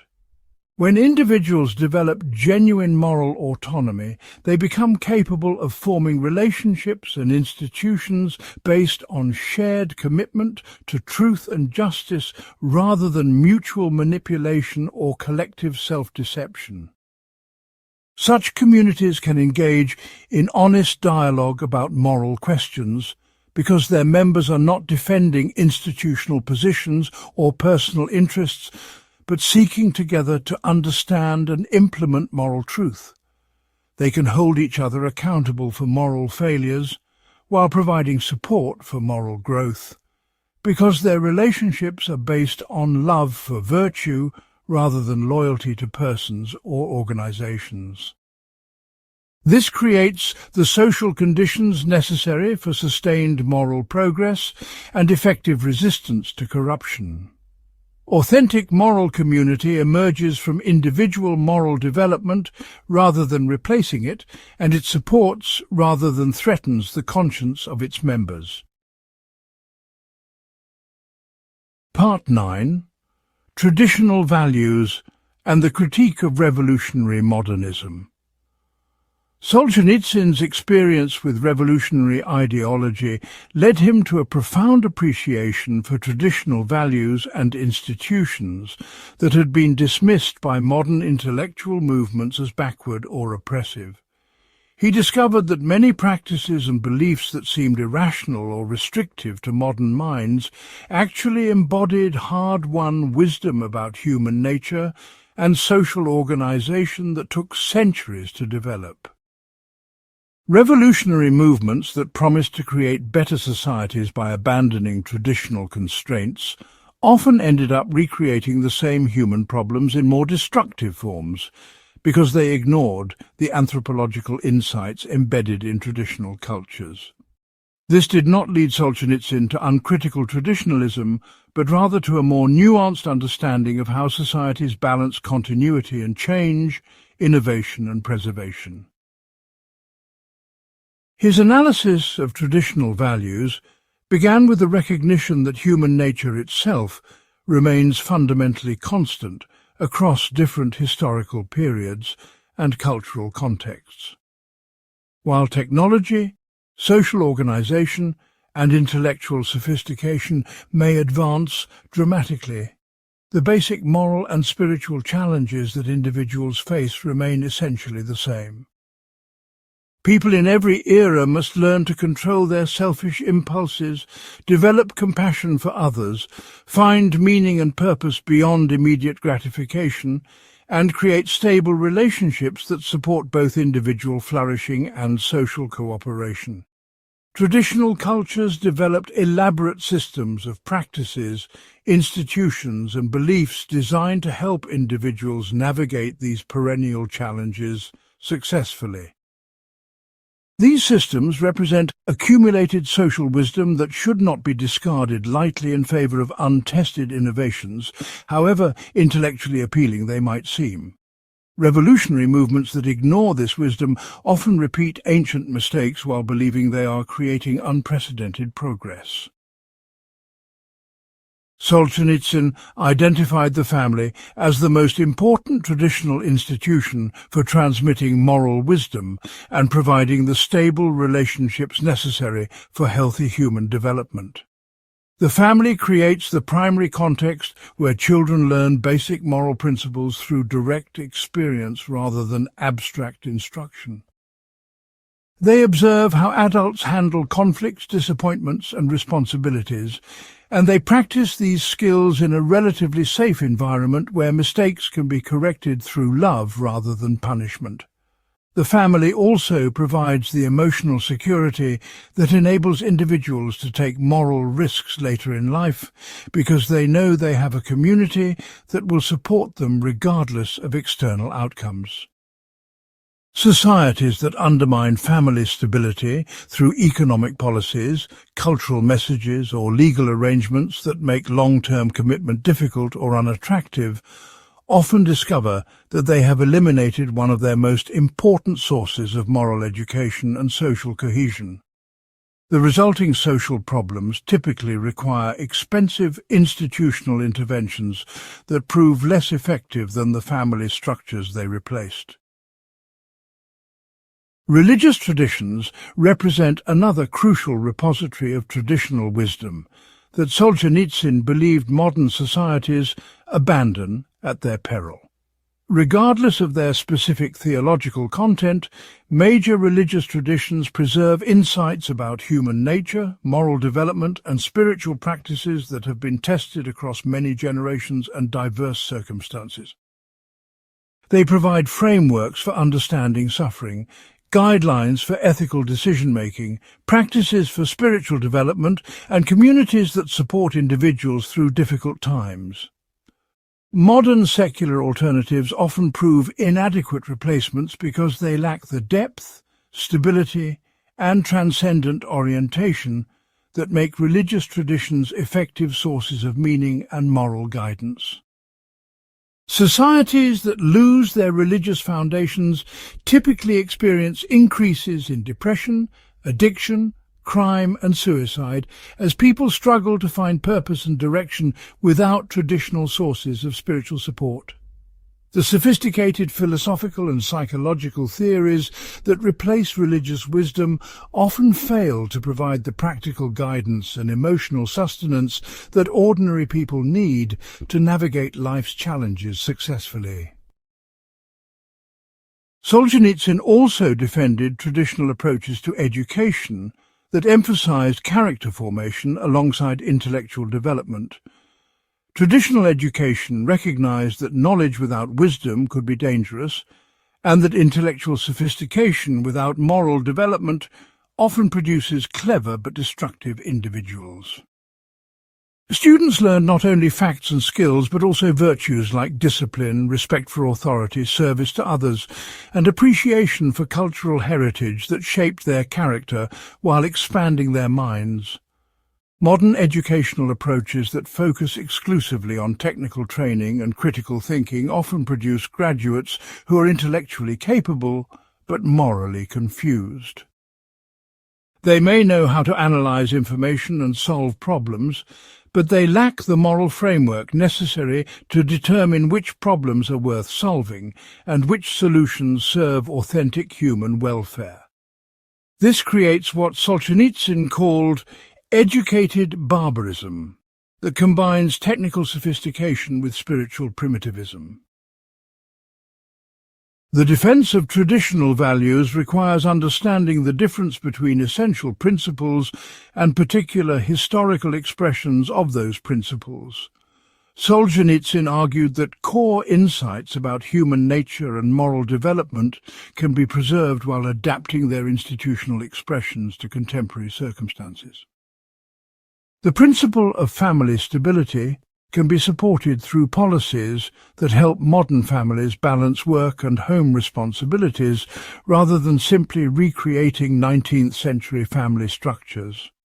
Religious wisdom can inform public discourse and personal development without requiring establishment of particular denominations or rejection of scientific knowledge.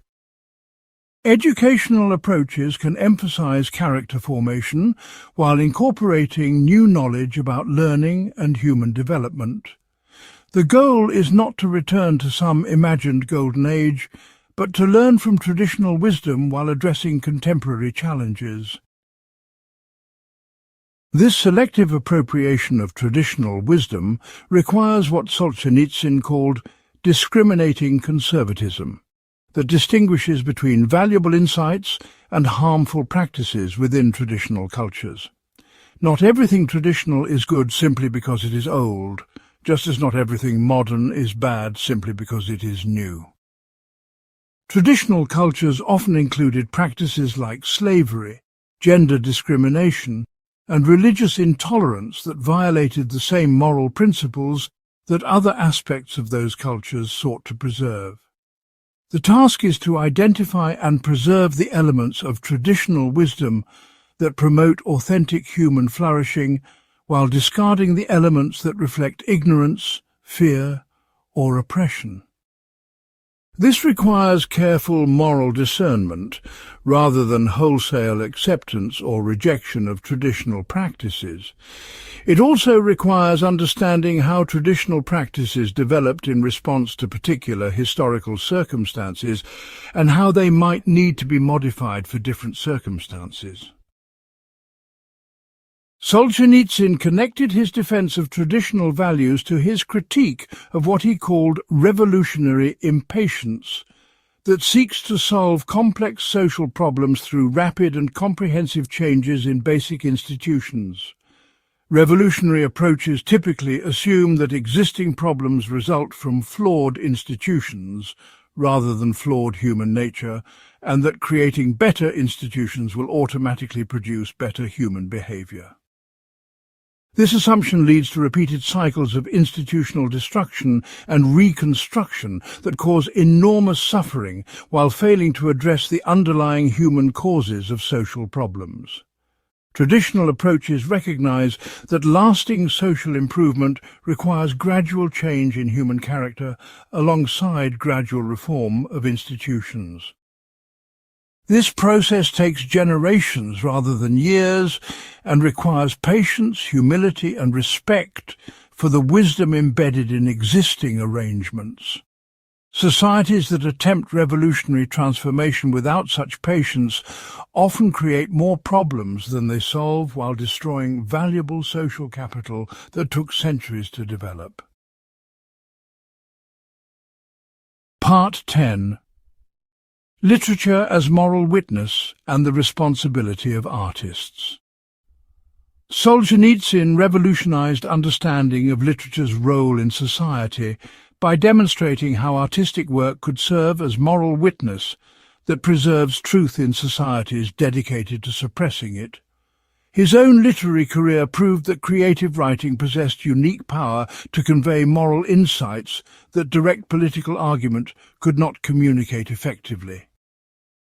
Through novels, short stories, and historical narratives, he reached audiences who would never read philosophical treatises or political manifestos, and he made abstract moral principles concrete through characters and situations that readers could understand emotionally as well as intellectually. This experience led him to develop a comprehensive theory of artistic responsibility that challenged both traditional aesthetic theories and modern literary practices. The foundation of Solzhenitsyn's literary philosophy was his conviction that art serves essential social functions that go beyond entertainment or self-expression. In healthy societies, literature helps preserve cultural memory, transmit moral wisdom, explore complex human problems, and provide models of noble behavior that inspire readers to moral growth. In corrupt societies, literature becomes one of the few remaining vehicles for truth-telling when other institutions have been captured by ideological systems or commercial interests. Writers therefore bear special responsibility for maintaining their integrity and using their talents in service of human flourishing rather than personal advancement or artistic fashion.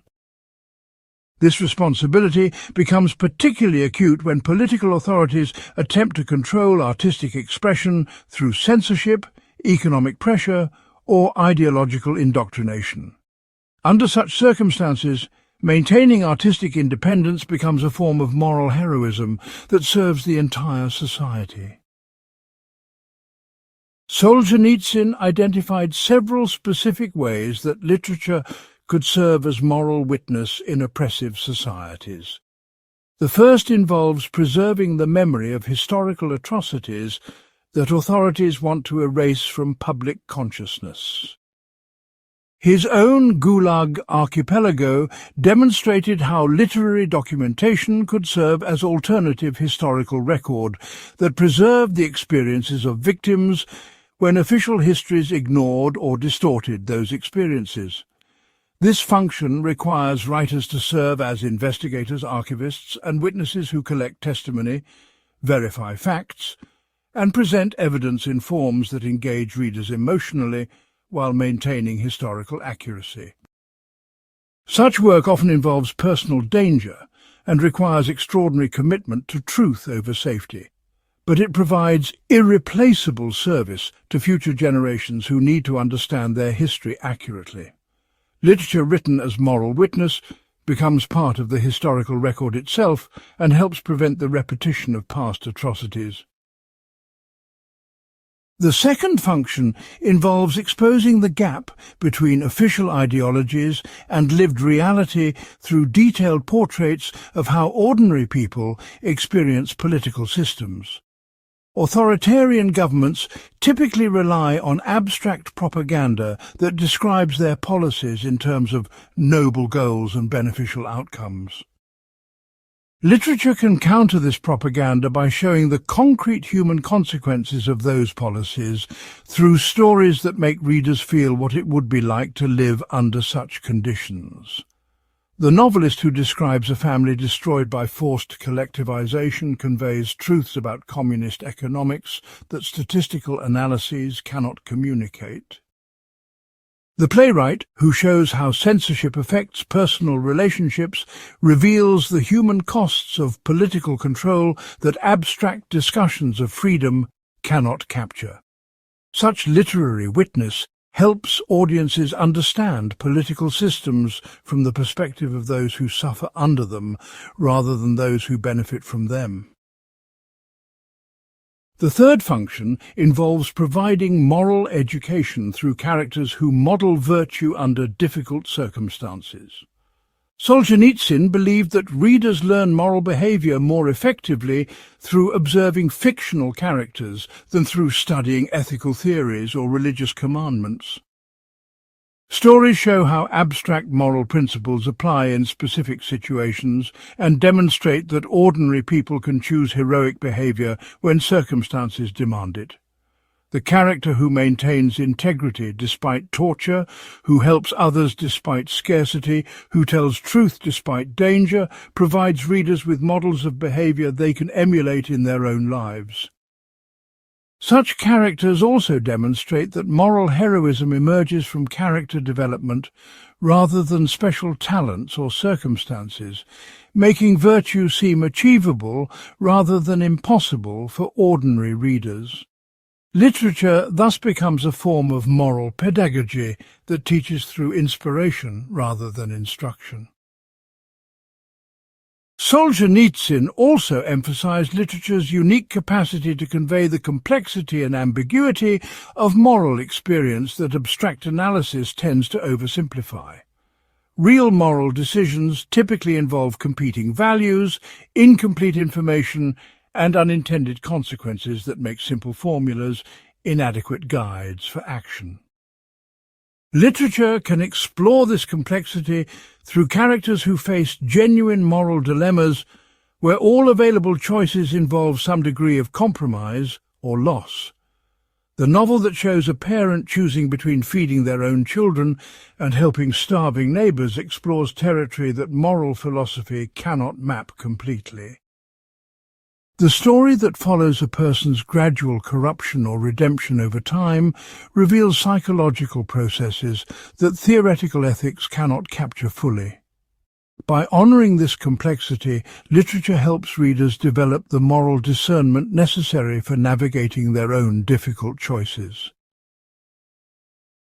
This understanding of literature's moral function led Solzhenitsyn to harsh criticism of modern literary movements that prioritized aesthetic innovation over moral content. He argued that experimental techniques, avant-garde styles, and artistic self-referentiality often serve to insulate literature from serious engagement with moral and political questions. Writers who focused on formal innovation rather than human truth frequently produced work that was intellectually sophisticated but spiritually empty. Such literature might impress critics and win awards, but it failed to serve the social functions that made literary art valuable to human communities. Solzhenitsyn advocated instead for what he called moral realism, that used whatever techniques best served the goal of conveying truth about human experience. This might involve traditional narrative methods or innovative approaches, but the choice of technique should be determined by its effectiveness for moral communication rather than its novelty or sophistication.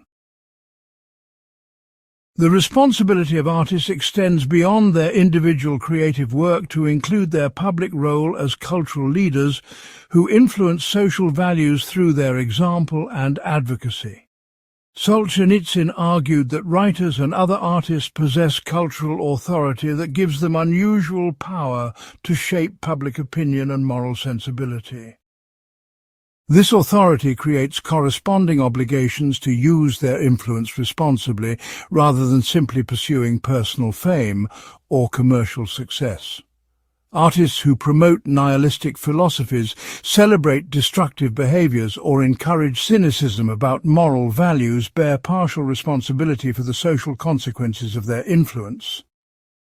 Those who use their talents to promote wisdom, virtue, and authentic human flourishing contribute to the moral health of their societies. This does not mean that art should become propaganda or that artists should suppress their genuine insights in favor of conventional morality, but rather that they should consider the broader implications of their work beyond its immediate artistic merits. Solzhenitsyn's own literary practice provided a model for how writers could fulfill these responsibilities while maintaining artistic integrity. His novels combined careful attention to literary craft with unwavering commitment to moral truth. He developed narrative techniques that could convey complex philosophical insights through concrete dramatic situations, and he created characters whose individual stories illuminated universal themes about human nature and moral choice. His work demonstrated that moral seriousness and artistic excellence could reinforce rather than compete with each other. The moral urgency of his themes seemed to intensify rather than diminish his creative powers, while his artistic skill made his moral insights more rather than less compelling. This integration of ethical and aesthetic concerns provided a powerful alternative to both didactic propaganda and purely aesthetic formalism. Part 11. The Russian Soul and Cultural Identity. Solzhenitsyn's understanding of Russian cultural identity emerged from his conviction that different nations possess distinctive spiritual characteristics that shape their approach to universal human problems. He rejected both nationalist chauvinism that claimed Russian superiority and cosmopolitan universalism that denied meaningful cultural differences. Instead, he argued that Russia possessed particular gifts and particular vulnerabilities that made Russian people especially capable of certain insights while making them especially susceptible to certain temptations. Understanding these national characteristics became essential for addressing Russia's political problems and for appreciating Russia's potential contributions to world civilization. The foundation of Russian spiritual identity, according to Solzhenitsyn, lay in what he called the Russian capacity for spiritual extremism that could manifest as either profound sanctity or devastating destructiveness. Russians possessed unusual ability to pursue absolute ideals with complete dedication regardless of personal cost or practical consequences. This tendency produced both the orthodox saints who achieved extraordinary levels of spiritual purification and the revolutionary fanatics who destroyed their own society in pursuit of utopian dreams. The same psychological and cultural forces that enabled Russians to create profound spiritual literature and heroic acts of self-sacrifice also enabled them to embrace totalitarian ideologies with unprecedented thoroughness. Understanding this pattern became crucial for helping Russia channel its spiritual intensity toward constructive rather than destructive purposes. The goal was not to eliminate Russian extremism, but to direct it toward authentic rather than false transcendence. Solzhenitsyn traced this spiritual extremism through Russian history from the medieval period through the Soviet era. The same culture that produced the spiritual depth of Dostoevsky and Tolstoy also produced the ideological fanaticism of Lenin and Stalin.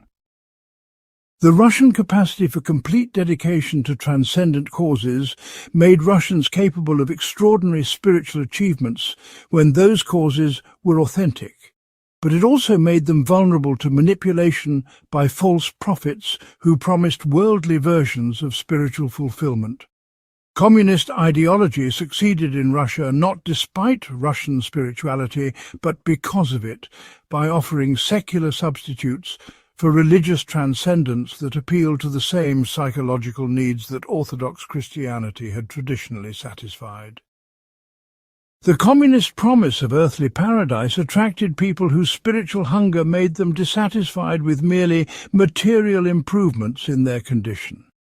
They wanted not just better living standards, but transformation of the human condition itself, which made them susceptible to revolutionary movements that promised total social transformation. This analysis led Solzhenitsyn to conclude that Russia's recovery required spiritual rather than merely political renewal. Democratic institutions and market economics might improve Russia's material condition, but they could not satisfy the spiritual hunger that made Russians vulnerable to extremist movements. Unless Russians rediscovered authentic sources of transcendent meaning, they would continue to oscillate between spiritual emptiness and false spiritual fulfillment. The solution required reconnection with Russia's Orthodox Christian heritage, not as narrow religious sectarianism, but as access to spiritual resources that could satisfy the Russian need for absolute meaning while directing it toward constructive purposes. Orthodox Christianity provided frameworks for spiritual development that honored Russian extremism while channeling it toward personal sanctification rather than political revolution. This religious renewal would create the spiritual foundation necessary for stable democratic governance and authentic cultural development. Solzhenitsyn also identified what he called the Russian gift for suffering, that enabled Russians to discover spiritual insights through hardship that more comfortable peoples often missed. This did not mean that Russians enjoyed suffering or that suffering was intrinsically good, but rather that Russian culture had developed unusual wisdom about how to transform unavoidable suffering into spiritual growth. Russian literature excelled at exploring the redemptive possibilities of suffering, while Russian Orthodox spirituality provided practical methods for using hardship as a tool for character development. This cultural wisdom became especially valuable during the Soviet period, when millions of Russians faced extreme hardship that could either destroy them spiritually or purify them, depending on how they responded to it. Many Russians discovered through their suffering that material comfort was less important for human happiness than they had previously believed, and that inner freedom could survive even when external freedom was eliminated. This insight provided a foundation for spiritual resistance to totalitarian control that purely political opposition could not achieve. The Russian capacity for community represented another distinctive cultural characteristic that Solzhenitsyn believed could contribute to solving contemporary social problems. Russian culture emphasized collective responsibility and mutual aid in ways that balanced individual dignity with social solidarity. This orientation differed from both Western individualism, that often ignored social obligations, and communist collectivism that eliminated individual rights. Traditional Russian communities managed to preserve individual conscience and creativity while maintaining strong bonds of mutual support and shared responsibility. Such communities provided models for social organization that could address the isolation and alienation that plagued modern industrial societies, without sacrificing the personal freedom that made human flourishing possible. The Russian gift for community could help other cultures discover alternatives to the false choice between selfish individualism and oppressive collectivism. However, Solzhenitsyn also identified distinctive Russian weaknesses that had contributed to the nation's political disasters and continued to threaten its future development. The Russian tendency toward spiritual extremism often manifested as intolerance toward those who held different beliefs or lived according to different values. Russians who achieved spiritual insights sometimes assumed that everyone should adopt exactly the same spiritual practices, and they became impatient with the gradual processes of persuasion and education that democratic societies required. This intolerance made Russians susceptible to authoritarian movements that promised to impose correct beliefs on everyone rather than allowing people to discover truth through their own spiritual development. The Russian gift for absolute dedication could become a curse when it attached itself to false absolutes that promised simple solutions to complex problems. Learning to combine spiritual seriousness with intellectual humility became essential for Russian cultural development. Russian political culture also suffered from what Solzhenitsyn called excessive dependence on strong leadership that prevented the development of mature democratic institutions. Russians had historically looked to czars, party leaders, or charismatic figures to solve their problems, rather than taking collective responsibility for their own governance. This pattern reflected the Russian desire for spiritual authority that could provide clear guidance about ultimate questions, but it also prevented Russians from developing the skills of democratic citizenship that required individuals to think for themselves while cooperating with others. Democratic governance demanded that people balance respect for legitimate authority with willingness to question and replace leaders who fail to serve the common good. Russians needed to learn how to combine their natural respect for spiritual authority with healthy skepticism about political authority. This required distinguishing between different types of authority and developing appropriate responses to each. Solzhenitsyn's vision for Russian renewal emphasized recovering the best elements of Russian cultural tradition while learning from other cultures and adapting to contemporary circumstances. This process required neither wholesale rejection of Western influence nor uncritical acceptance of everything Russian.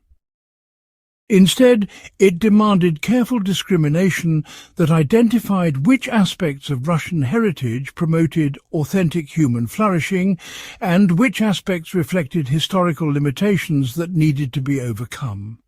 Similarly, it required evaluating Western practices and ideas according to their compatibility with authentic Russian spiritual insights, rather than accepting or rejecting them based on their foreign origin. The goal was not cultural isolation, but cultural integrity that allowed Russians to contribute their distinctive gifts to world civilization while learning from the gifts that other cultures had developed. Such cultural development required spiritual confidence combined with intellectual openness, traditional rootedness combined with contemporary relevance. Part 12. Christianity and Spiritual Renewal. Solzhenitsyn's return to Orthodox Christianity represented far more than personal religious conversion. It constituted his fundamental solution to the spiritual crisis that he believed underlay all of modern civilization's political and social problems. He argued that the abandonment of Christian faith in both East and West had created a spiritual vacuum that left people vulnerable to ideological manipulation and moral confusion. Only the recovery of authentic Christian spirituality could provide the transcendent foundation necessary for human dignity, moral responsibility, and sustainable social order. This did not require theocratic governance or the suppression of other religious traditions, but it did require acknowledging Christianity's unique capacity to address the deepest human needs for meaning, purpose, and redemption. Solzhenitsyn's understanding of Christianity differed significantly from both liberal Protestant theology that reduced Christian faith to social activism and conservative fundamentalism that reduced it to literal biblical interpretation. He emphasized instead what he called spiritual Christianity, that focused on the transformation of human consciousness through direct relationship with divine reality. This approach took seriously both the mystical and practical dimensions of Christian life, combining contemplative prayer with active service, personal holiness with social responsibility. The goal was not merely intellectual assent to Christian doctrines, but actual participation in the divine life that Christian doctrines described. Such participation required disciplines of prayer, fasting, confession, and charity that gradually purified the heart and enabled individuals to perceive reality from God's perspective rather than their own limited viewpoint. This spiritual transformation provided the foundation for all authentic moral and political reform.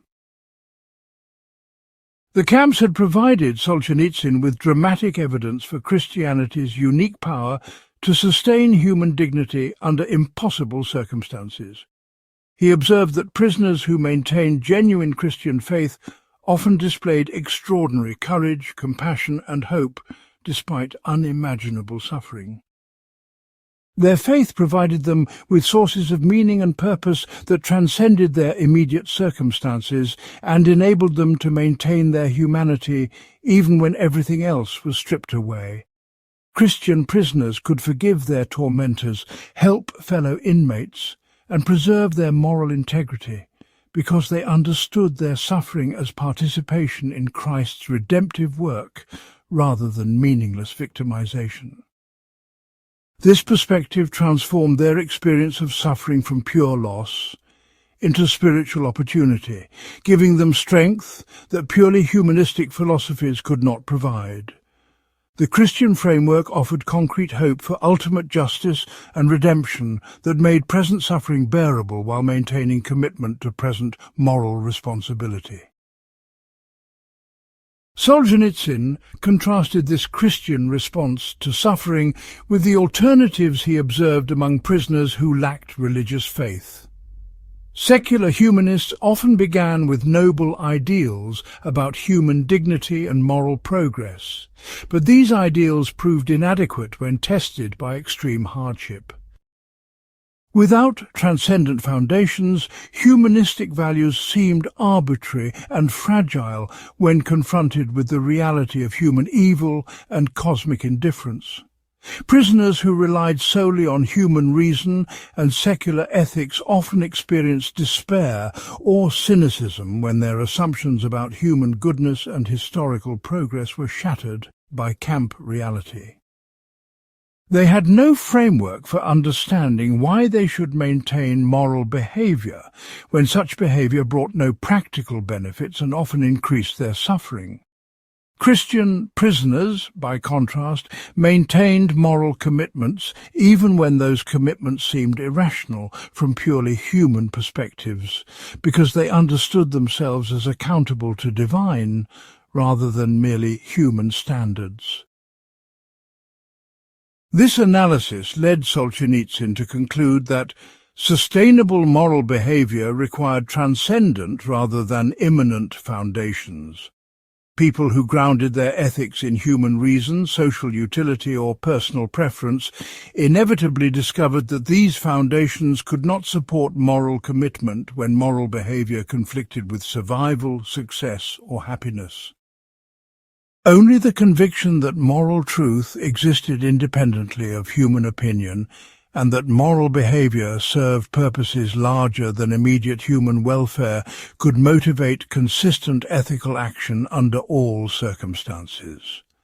Christianity provided such conviction through its teaching that moral truth reflected the character of God and that moral behavior expressed love for God, regardless of its practical consequences.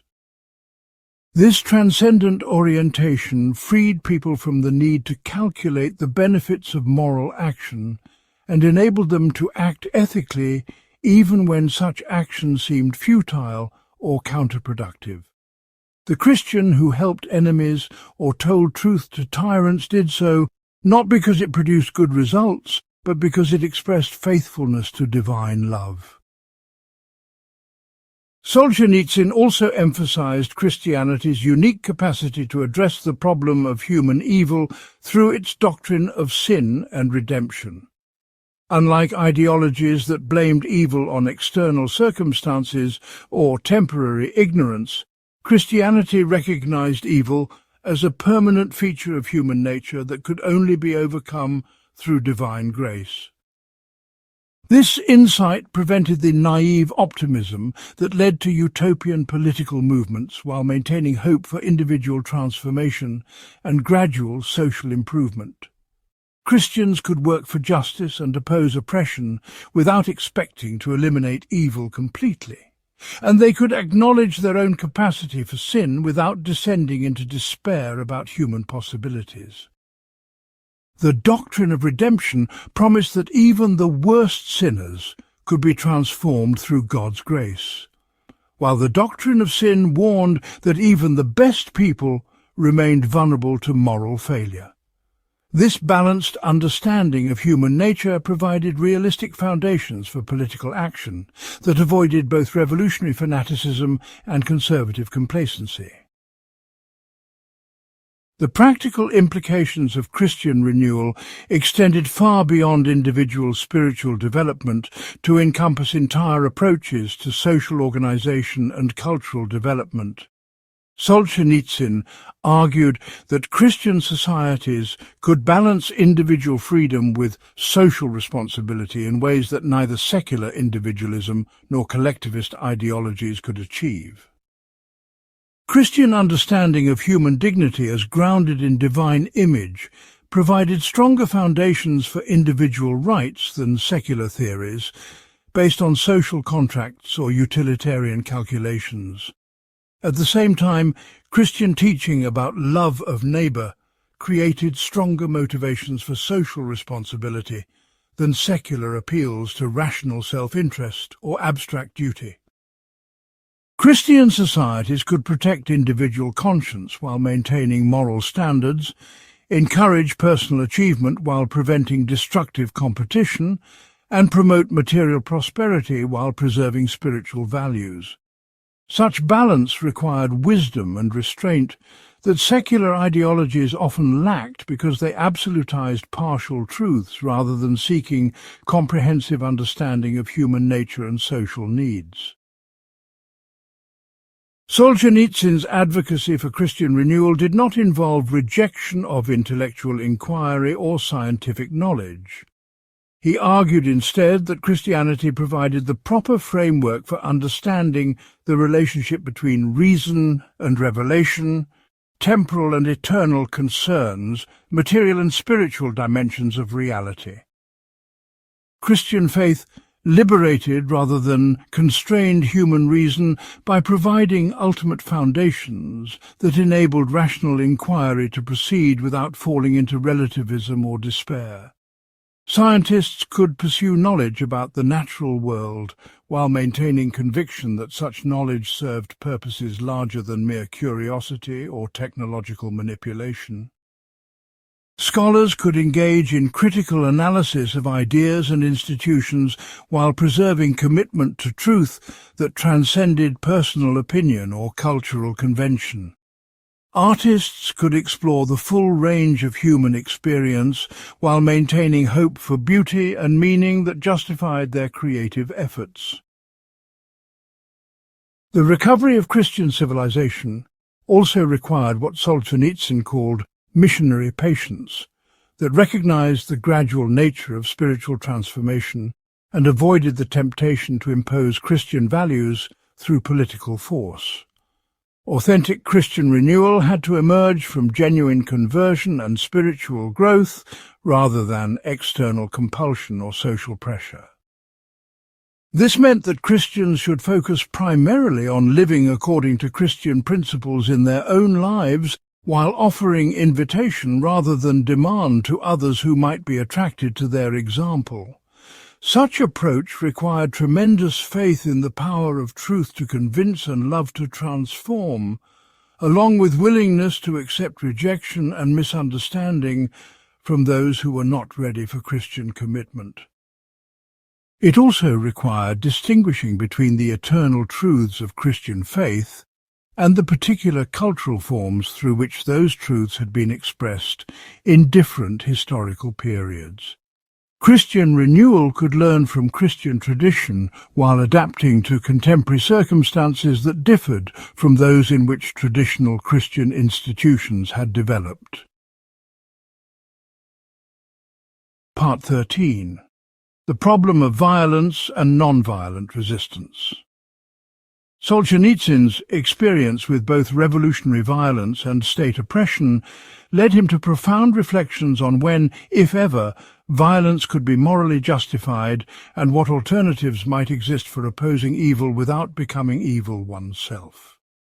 His analysis began with the recognition that violence represents the breakdown of moral reasoning and the resort to force when rational persuasion has failed. While violence might sometimes be necessary for protecting innocent life or preventing greater evils, it always involved moral costs that needed to be carefully weighed against its potential benefits. The person who chose violence, even for good reasons, took responsibility for destroying human life and contributing to the cycle of hatred and revenge that perpetuated conflict across generations. This insight emerged from Solzhenitsyn's observation of how revolutionary violence had shaped Soviet history and his own early participation in that violence as a young military officer and communist believer. He had initially accepted Marxist justifications for revolutionary violence that promised to eliminate oppression by destroying oppressive classes and institutions. The experience of the camps revealed to him how revolutionary idealism could motivate extraordinary cruelty while preserving the moral self-image of those who inflicted suffering on others. People who genuinely believed they were serving justice and human liberation could torture innocent victims without experiencing guilt or remorse because their ideology transformed cruelty into heroism. This taught Solzhenitsyn that good intentions could not justify evil means, and that violence used for supposedly noble purposes often produced results opposite to those intended. Revolutionary violence typically created more rather than less oppression while corrupting those who used it in service of liberation. The alternative to violence that Solzhenitsyn developed through his camp experience centered on what he called moral resistance, that opposed evil through refusal to participate in it rather than through attempts to destroy it forcibly.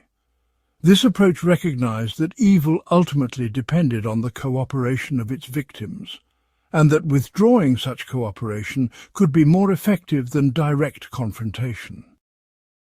The person who refused to lie, inform on others, participate in propaganda ceremonies, or express enthusiasm for policies they opposed created cracks in the system of oppression that could eventually cause its collapse. Such resistance required enormous courage because it often invited severe punishment, but it avoided the moral corruption that came with using violence against oppressors. More importantly, it created possibilities for genuine reconciliation rather than simply replacing one form of oppression with another. Moral resistance could transform both victims and oppressors by demonstrating alternative ways of responding to conflict that broke cycles of revenge and hatred. Solzhenitsyn traced the practical mechanics of non-violent resistance through specific examples of how prisoners could maintain their dignity and resist cooperation with camp authorities without provoking violent retaliation.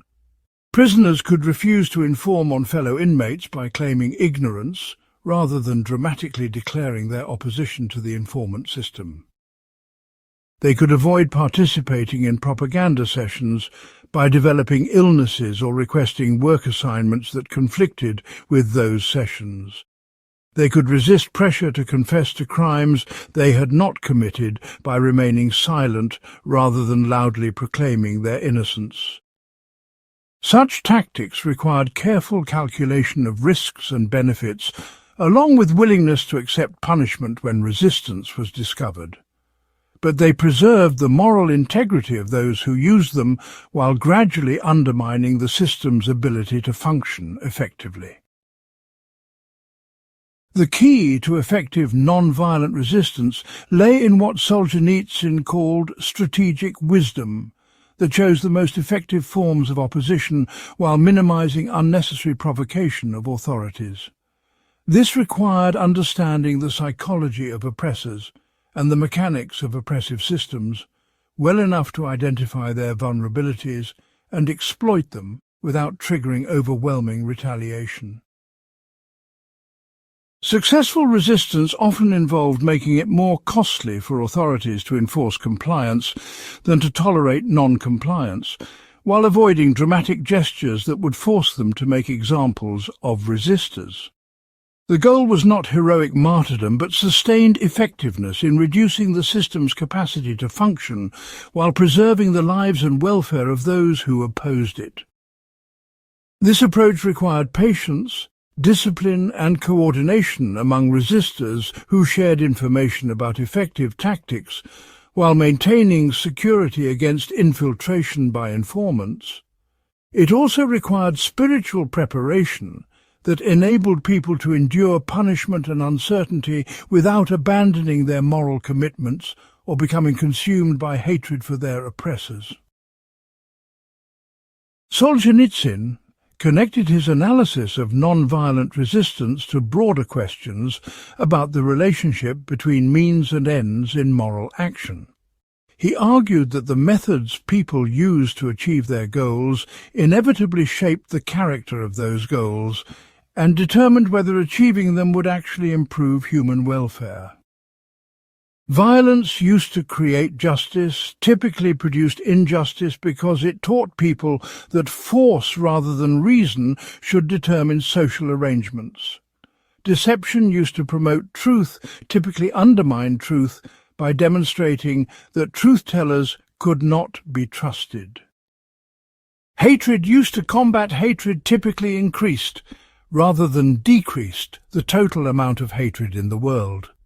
Only methods consistent with desired outcomes could reliably produce those outcomes without creating new problems that required additional violence, deception, or hatred to solve. This principle had profound implications for how people should respond to injustice and oppression in their own societies. Those who wanted to create more truthful societies needed to practice truthfulness in their own lives rather than using deception to combat deception. Those who wanted to promote human dignity needed to treat their opponents with dignity rather than dehumanizing them in the name of humanitarian principles. Those who wanted to establish justice needed to act justly toward their enemies rather than using injustice to combat injustice. Such consistency required tremendous moral discipline because it often meant accepting short-term disadvantages in order to preserve long-term moral integrity. But it offered the only realistic hope for creating lasting improvements in human society, rather than simply changing which groups held power to oppress others. Solzhenitsyn also examined the psychological and spiritual dimensions of non-violent resistance that enabled some people to maintain their commitment to peaceful methods even under extreme provocation. Effective non-violent resistance required what he called spiritual detachment from outcomes that allowed people to act according to their principles, regardless of whether such action produced immediate practical results. This detachment came not from indifference to consequences, but from faith that living according to moral truth served purposes larger than any particular political or social goal. People who maintained such faith could continue resisting oppression even when their resistance seemed futile, because they understood their actions as expressions of ultimate rather than merely temporal values. This spiritual foundation provided the stability necessary for sustained resistance that could outlast temporary setbacks and continue despite discouraging circumstances. Without such foundation, non-violent movements often collapsed when they failed to achieve quick victories, or when their members became frustrated with the slow pace of change. The ultimate goal of non-violent resistance was not merely to defeat oppressive systems, but to transform the relationships between former enemies into foundations for just and peaceful society. This transformation required forgiveness and reconciliation that could only emerge when resistance had been conducted without hatred or revenge. People who had maintained their moral integrity while opposing injustice could offer genuine friendship to former oppressors who acknowledged their wrongdoing and committed themselves to different behavior. Such reconciliation provided the social trust necessary for democratic governance and peaceful conflict resolution that purely political arrangements could not achieve.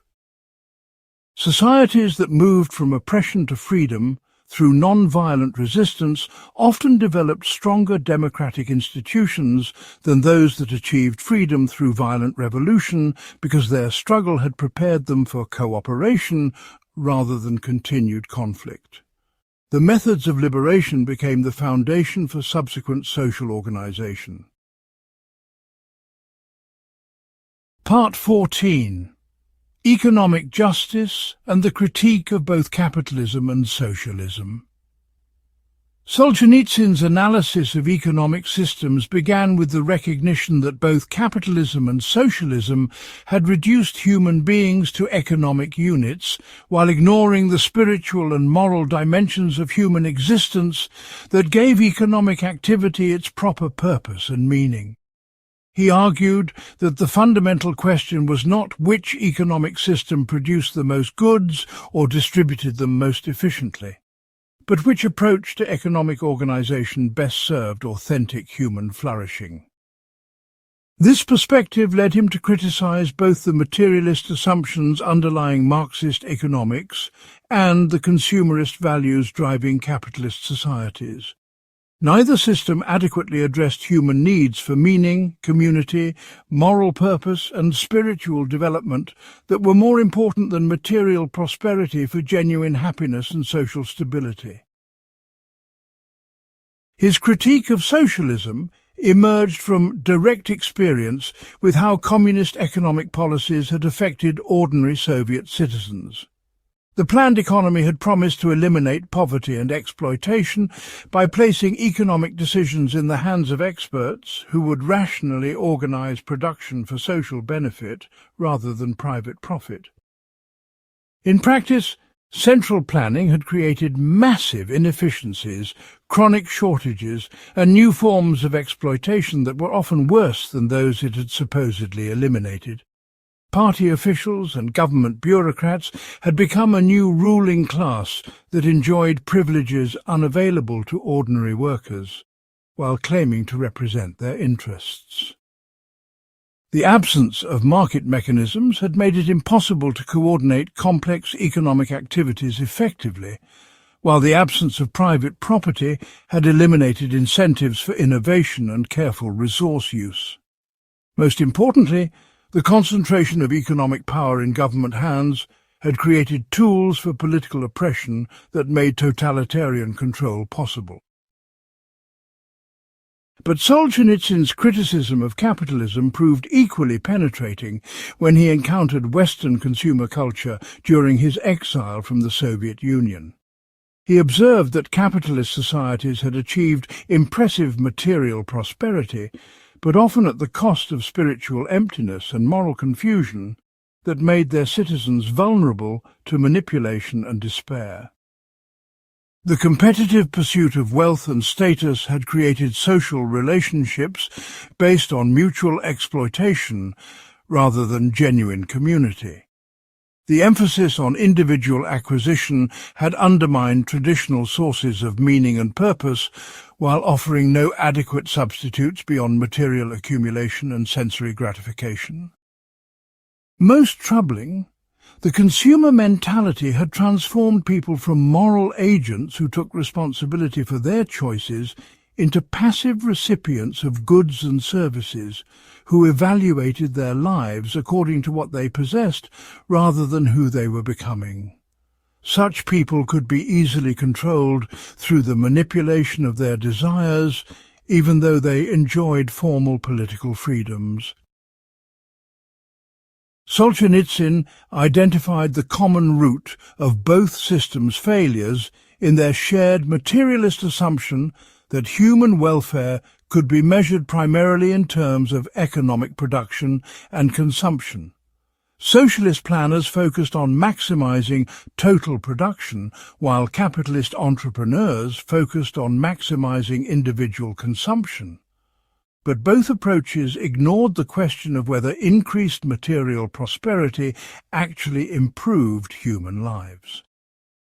Neither system provided frameworks for distinguishing between authentic human needs and artificially created desires, between productive work that served genuine purposes and busy activity that simply generated income or kept people occupied.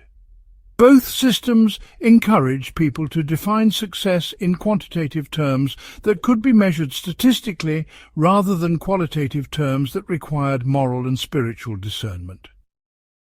This quantitative orientation made it impossible to evaluate whether economic growth actually promoted human flourishing or simply increased the complexity and scale of human problems.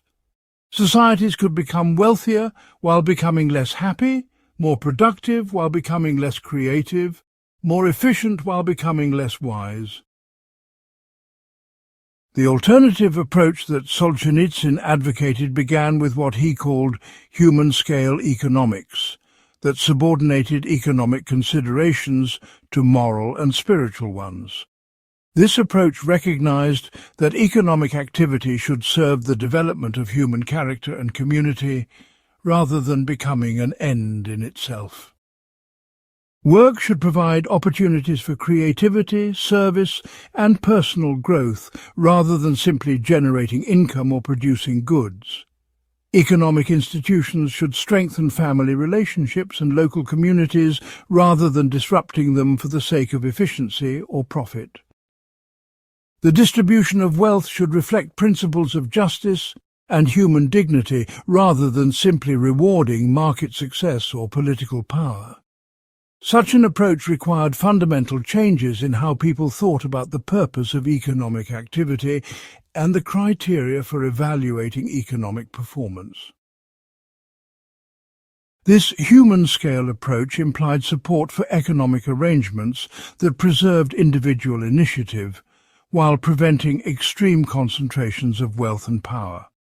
Solzhenitsyn favored small-scale enterprises owned by individuals or families who had direct involvement in their operation rather than large corporations controlled by remote shareholders or government bureaucrats. Such enterprises could maintain human relationships between owners, workers, and customers while providing goods and services that served genuine community needs. They could also preserve the connection between work and character development that large-scale organizations often severed through excessive specialization and hierarchical control. Workers in human-scale enterprises could understand how their contributions served larger purposes and could take pride in the quality of their work rather than simply following orders or meeting quotas. This approach would not eliminate all economic problems, but it would create conditions where economic problems could be addressed through moral reasoning and community cooperation rather than bureaucratic manipulation or market manipulation. The implementation of human-scale economics required what Solzhenitsyn called voluntary simplicity, that chose sufficiency over abundance and quality over quantity in both personal consumption and social production. This did not mean abandoning all material comforts or rejecting technological improvements that genuinely served human welfare.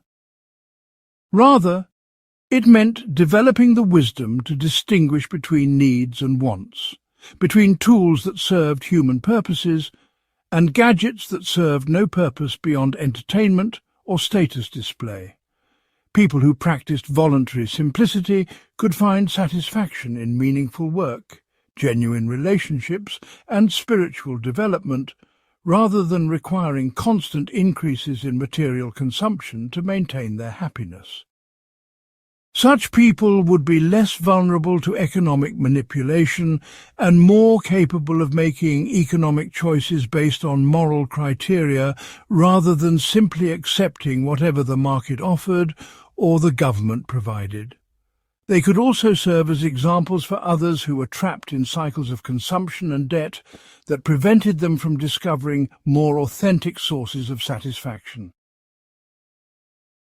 Solzhenitsyn recognized that the transition to human-scale economics could not be imposed through political force, but had to emerge from changes in individual values and priorities that gradually influenced social institutions. People who discovered that material accumulation could not provide lasting happiness would naturally begin seeking economic arrangements that served their deeper needs for purpose and community. Communities that prioritized character development and mutual aid would naturally develop economic practices that supported those priorities rather than undermining them. Gradually, the demand for human-scale enterprises would create incentives for their development while reducing support for large-scale organizations that treated people as economic units rather than moral agents. This process would take generations rather than years and would require patience with setbacks and partial solutions.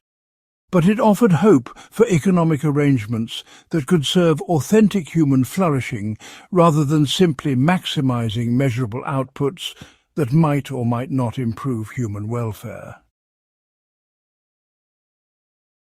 Part 15. The role of memory in moral development. Solzhenitsyn discovered that memory serves as the foundation for all moral development by preserving the experiences that teach people to distinguish between good and evil, wise and foolish, noble and base responses to life's challenges. Without accurate memory of what has happened in the past, individuals and societies cannot learn from their mistakes or build upon their successes. They become trapped in cycles of repeated error that could be avoided if they retained clear knowledge of previous attempts to solve similar problems. This insight made the preservation and transmission of memory a moral imperative that required active effort against the natural human tendency to forget painful experiences and romanticize past achievements. The camps had provided Solzhenitsyn with dramatic examples of how the manipulation and destruction of memory could serve as tools of oppression. Soviet authorities systematically erased the records of their crimes while rewriting history to portray their victims as enemies who deserved punishment. Prisoners were forbidden to speak about their experiences or maintain contact with the outside world that might preserve knowledge of what had happened to them.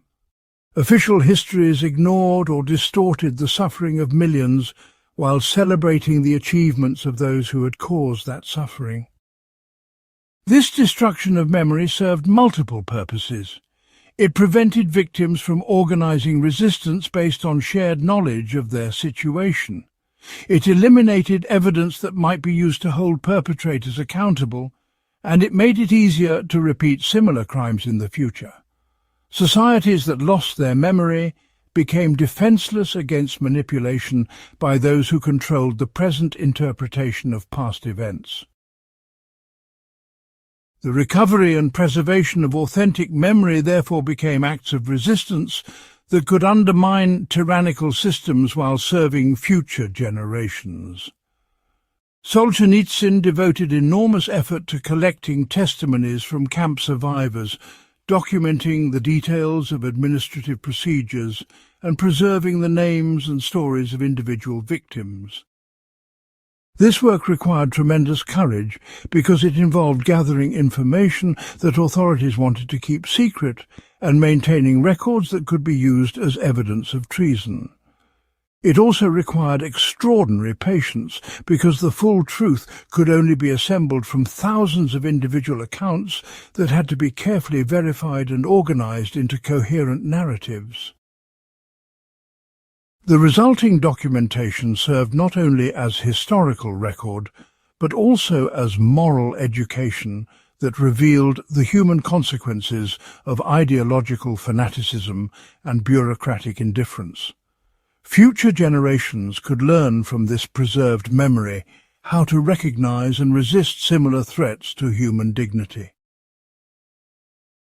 Solzhenitsyn identified several specific ways that memory functioned in moral development at both individual and social levels. Personal memory of moral failures helped individuals recognize patterns of weakness in their own character that needed to be addressed through spiritual discipline and conscious effort. Memory of moral successes provided models for future behavior while building confidence that virtue was possible even under difficult circumstances. Memory of suffering helped people develop empathy for others who face similar challenges while teaching them to appreciate good things that they might otherwise take for granted. Memory of kindness received from others created obligations to extend similar kindness to those who needed it. Without such memories, people could not develop mature moral judgment because they lacked the experiential foundation necessary for understanding the consequences of different choices. At the social level, collective memory served similar functions for entire communities and nations. Memory of past injustices helped societies recognize warning signs that similar injustices might be developing and take preventive action before they became entrenched. Memory of past achievements provided models for addressing contemporary challenges while preserving knowledge of what had worked successfully under previous circumstances. Memory of conflicts and their resolution helped communities develop wisdom about managing disagreements peacefully rather than repeating cycles of violence and revenge. Memory of cultural traditions preserved insights about human nature and social organization that had been tested across many generations.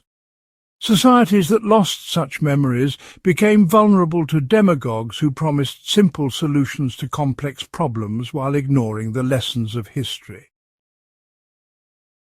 The cultivation of accurate memory required what Solzhenitsyn called moral honesty, that resisted the temptation to sanitize or romanticize past experiences in order to avoid uncomfortable truths. People naturally preferred to remember their successes while forgetting their failures, to focus on the good aspects of their heritage while ignoring its problematic elements. This selective memory might preserve self-esteem and social harmony in the short term, but it prevented the learning that could only come through honest examination of both positive and negative aspects of experience. Moral honesty required acknowledging mistakes without becoming paralyzed by guilt, celebrating achievements without becoming complacent about continued challenges. It meant preserving memory of suffering without becoming trapped in victimhood, learning from conflicts without perpetuating hatreds. Such honesty demanded courage because it often required acknowledging uncomfortable truths about oneself and one's community that were easier to ignore or deny. The transmission of memory across generations required developing cultural institutions and practices that could preserve important knowledge while making it accessible to people who had not directly experienced the events being remembered. Solzhenitsyn emphasized the crucial role of literature, education and family traditions in this transmission process. Stories, whether factual or fictional, could convey the human meaning of historical events in ways that abstract analysis could not capture. Education that included serious study of history, biography and moral philosophy could help young people understand the choices that previous generations had faced and the consequences of those choices. Family traditions that preserved knowledge of ancestors' experiences could make historical events personally relevant while providing models of behavior under various circumstances. Religious and cultural ceremonies could create emotional connections to past events that made them memorable and meaningful for contemporary participants. The distortion of memory represented one of the most serious threats to moral and social health because it undermined the foundation for all learning and progress. When memory was deliberately falsified for political purposes, entire societies could lose their capacity for realistic self-assessment and wise decision-making. When memory was accidentally distorted through carelessness or sentimentality, the lessons of experience could be lost, even though the basic facts remained available. When memory was simply neglected through focus on immediate concerns, valuable knowledge could disappear before anyone realized its importance. Protecting the integrity of memory therefore required constant vigilance against all forms of historical distortion, while actively working to preserve and transmit the most important lessons of human experience. This work represented one of the highest forms of service that individuals could provide to their communities and to future generations who would face similar moral challenges under different circumstances. Part 16. Education and the Formation of Character. Solzhenitsyn's analysis of education began with the fundamental insight that all genuine education is moral education, because the process of learning inevitably shapes the character of learners as well as their knowledge and skills. The question is not whether education will have moral effects, but whether those effects will promote virtue or vice, wisdom or cleverness, human flourishing or human diminishment. This recognition led him to harsh criticism of modern educational approaches that attempted to separate intellectual development from character formation while claiming to be morally neutral. Such approaches inevitably taught moral lessons through their methods and assumptions, even when they avoided explicit moral instruction. And the lessons they taught often undermined the very values that education should cultivate. The foundation of authentic education, according to Solzhenitsyn, must be the recognition that human beings possess spiritual as well as intellectual capacities that require cultivation if people are to achieve their full potential. Educational approaches that ignored the spiritual dimension of human nature produced what he called educated barbarians, who possessed sophisticated technical skills but lacked the wisdom necessary to use those skills responsibly. Such people could manipulate complex systems, analyze complicated problems, and perform specialized functions, but they had no framework for determining whether their activities served authentic human welfare or simply their own narrow interests. They became tools of whatever institutions employed them, rather than moral agents capable of independent judgment about ultimate questions of purpose and value. This made them dangerous because their education amplified their capacity for both good and evil without providing clear guidance about which path to choose. Their intellectual sophistication could serve noble or ignoble purposes with equal effectiveness. Solzhenitsyn traced this problem through the development of modern educational institutions that had gradually abandoned their traditional mission of character formation in favor of technical training and ideological indoctrination. Traditional education had assumed that the primary purpose of learning was to help students become wise and virtuous human beings who could contribute to the common good while achieving personal fulfillment. Knowledge and skills were taught within a framework of moral and spiritual values that gave them meaning and direction. Students learned not only facts and techniques, but also virtues like discipline, humility, perseverance, and service that shaped how they would use their education throughout their lives.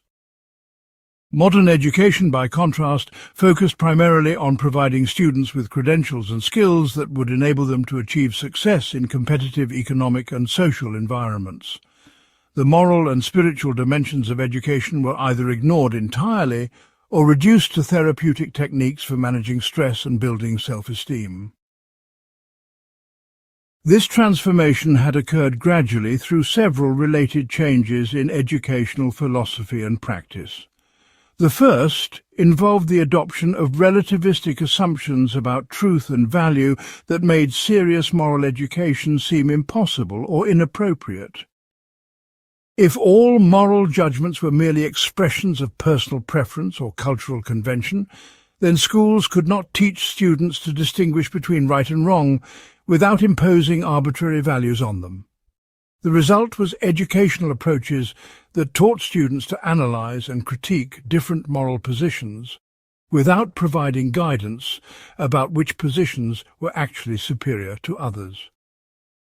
Students learned to think about moral questions, but not to think morally about them, developing intellectual skills for moral reasoning while remaining confused about moral truth.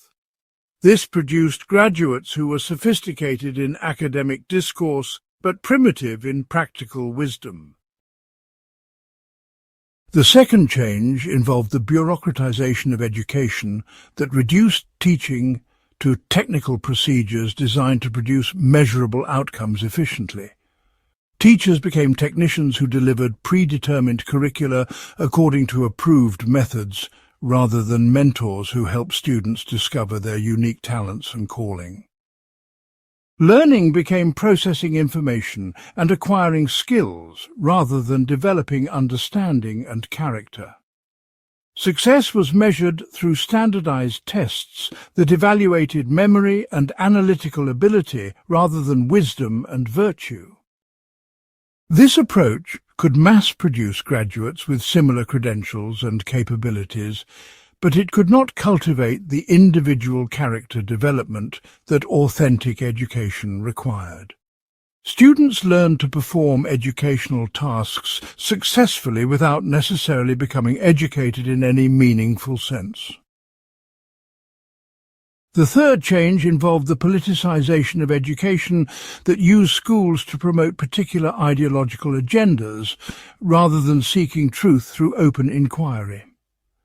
Whether the ideology was revolutionary socialism or consumer capitalism, progressive liberalism or traditional conservatism, the result was the same.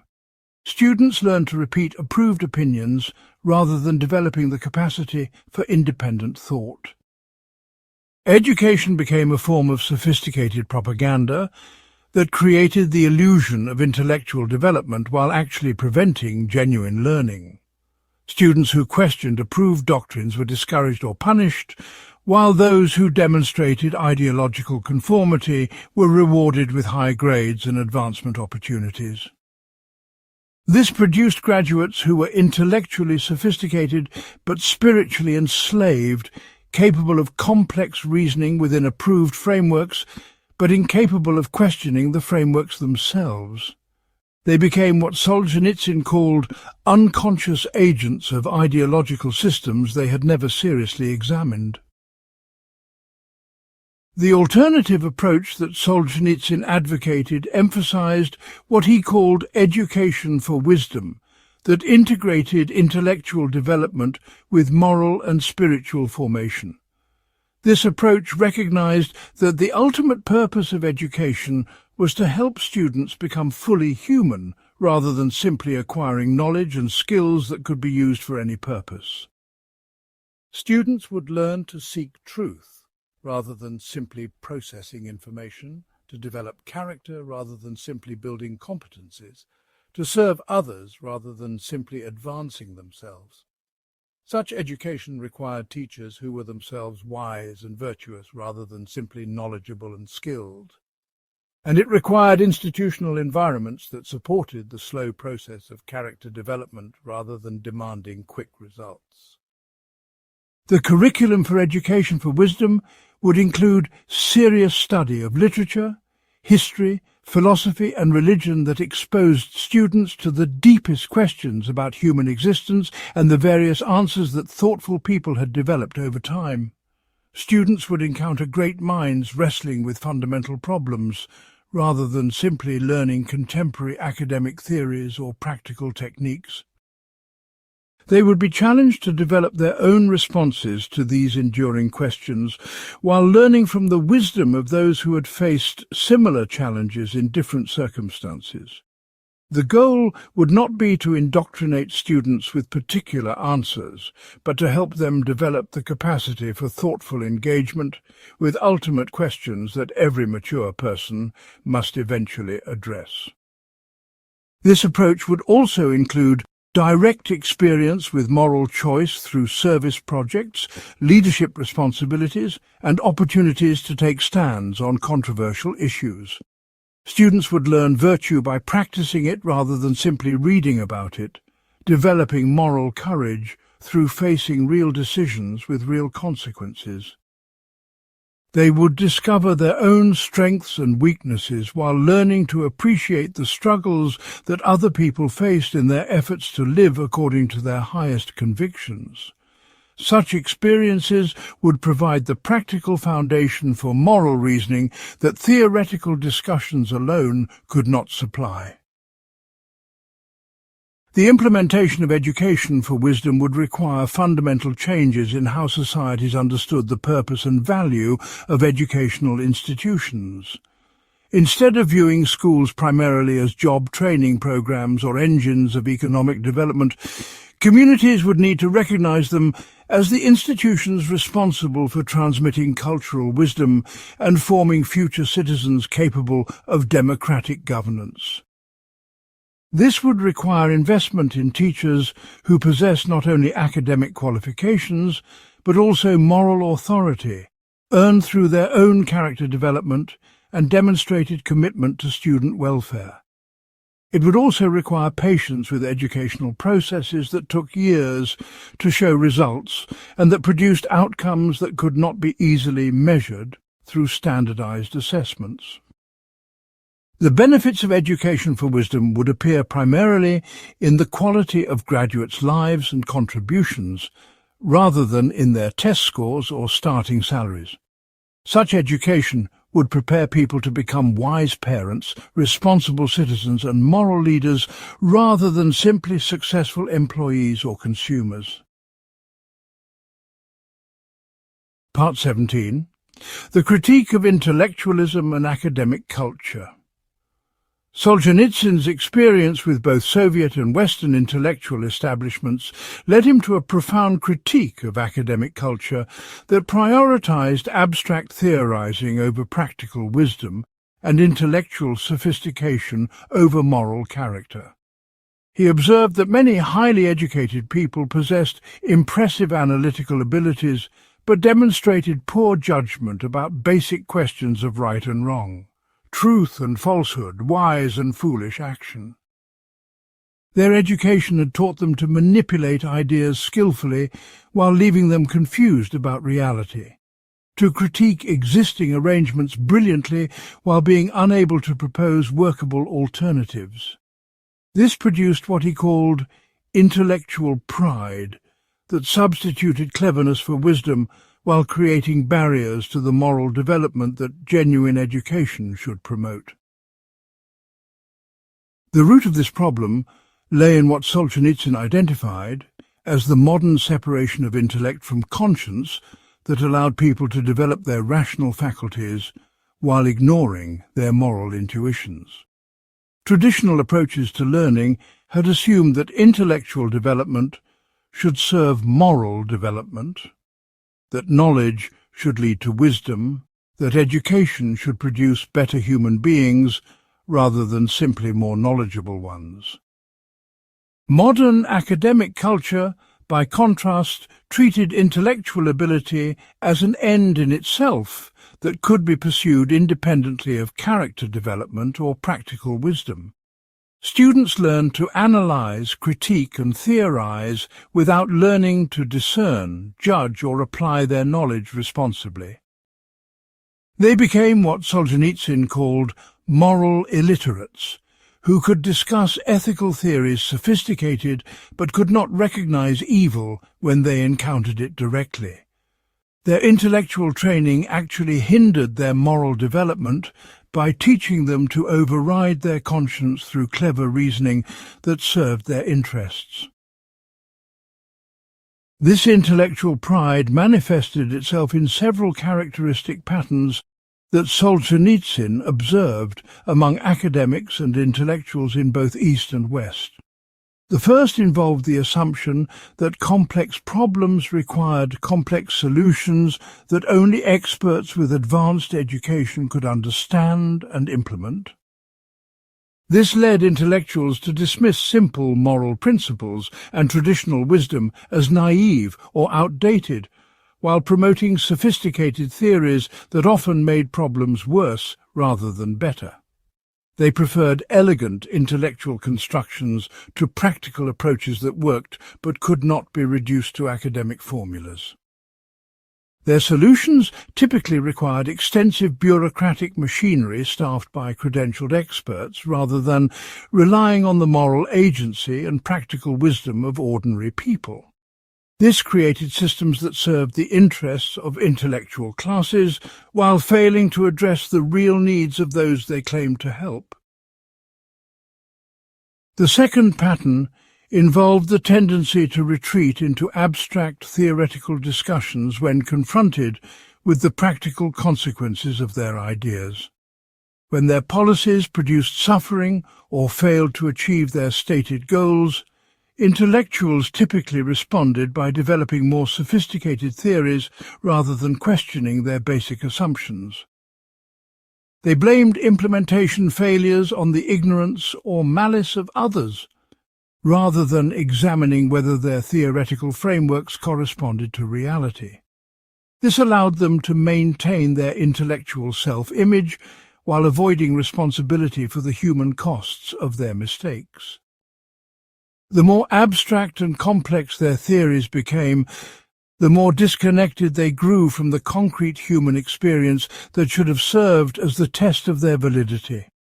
Eventually, intellectual sophistication became a defense mechanism that protected them from having to confront uncomfortable truths about themselves and their work. The third pattern involved the development of academic cultures that rewarded conformity to fashionable ideas, while punishing independent thought that challenged prevailing orthodoxies. Despite their rhetoric about free inquiry and critical thinking, universities often became remarkably intolerant of views that contradicted the assumptions shared by their faculty and administrators. Students and junior faculty learned to repeat approved opinions rather than developing their own judgments, to cite the right authorities rather than thinking for themselves. Those who questioned dominant paradigms or raised inconvenient questions found themselves marginalized or excluded from academic opportunities. This created what Solzhenitsyn called intellectual totalitarianism that was more subtle but potentially more dangerous than political totalitarianism because it controlled the institutions responsible for educating future leaders. Academic freedom became freedom to think within approved boundaries rather than genuine freedom to seek truth wherever it might lead. Solzhenitsyn contrasted this intellectual pride with what he called practical wisdom that emerged from direct engagement with moral and spiritual challenges rather than theoretical analysis of abstract problems. Practical wisdom developed through experience with real decisions that had real consequences for real people, through facing situations where theoretical knowledge proved inadequate and moral intuition became essential.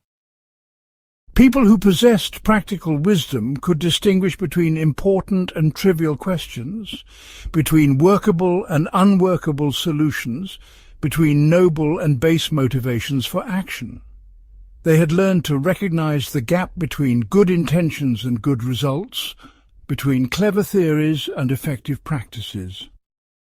Such wisdom could not be acquired through academic study alone, but required the kind of moral testing that comfortable intellectual environments typically avoided. It emerged from suffering, service, responsibility, and sustained engagement with the complexities of actual human communities rather than from theoretical reflection on abstract principles. The cultivation of practical wisdom required what Solzhenitsyn called intellectual humility, that recognized the limitations of rational analysis while remaining open to insights that could not be reduced to academic formulas. This humility involved acknowledging that some forms of knowledge could only be gained through direct experience, that some truths could only be understood through moral and spiritual development. It meant listening carefully to people who lacked formal education, but possessed deep understanding of human nature, gained through facing life's challenges with courage and integrity. It required testing theoretical ideas against practical experience, rather than dismissing experience that contradicted theory. Such humility was difficult for intellectuals because it challenged their sense of superiority and expertise, but it was essential for developing the kind of wisdom that could actually serve human welfare. Real intelligence involved knowing the limits of intelligence as well as its possibilities. Solzhenitsyn also emphasized the importance of what he called moral education for intellectuals that would help them integrate their analytical abilities with their character development. This education would include serious study of moral philosophy and religious wisdom, but it would also require direct engagement with moral challenges that tested their values under pressure. Intellectuals needed to experience what it was like to sacrifice their interests for their principles, to stand alone against popular opinion, to take responsibility for decisions that affected other people's welfare. Without such experience, their moral reasoning remained abstract and disconnected from the realities of moral choice that ordinary people faced constantly. They could develop sophisticated theories about ethics without developing the character necessary for ethical behavior. Moral education for intellectuals would help them become wise counselors rather than clever manipulators, servants of truth rather than promoters of fashionable ideas. The reform of academic culture would require fundamental changes in how universities understood their mission and evaluated their success. Instead of focusing primarily on research productivity and theoretical innovation, academic institutions would need to emphasize their responsibility for developing wise and virtuous graduates who could serve their communities effectively. This would mean valuing teachers who demonstrated practical wisdom as well as academic expertise, creating curricula that integrated moral formation with intellectual development, and measuring success through the character and contributions of graduates rather than simply their academic achievements. Such reform would require academics to acknowledge that their institutions had moral as well as intellectual responsibilities, and that intellectual development without character development often produced harmful rather than beneficial results.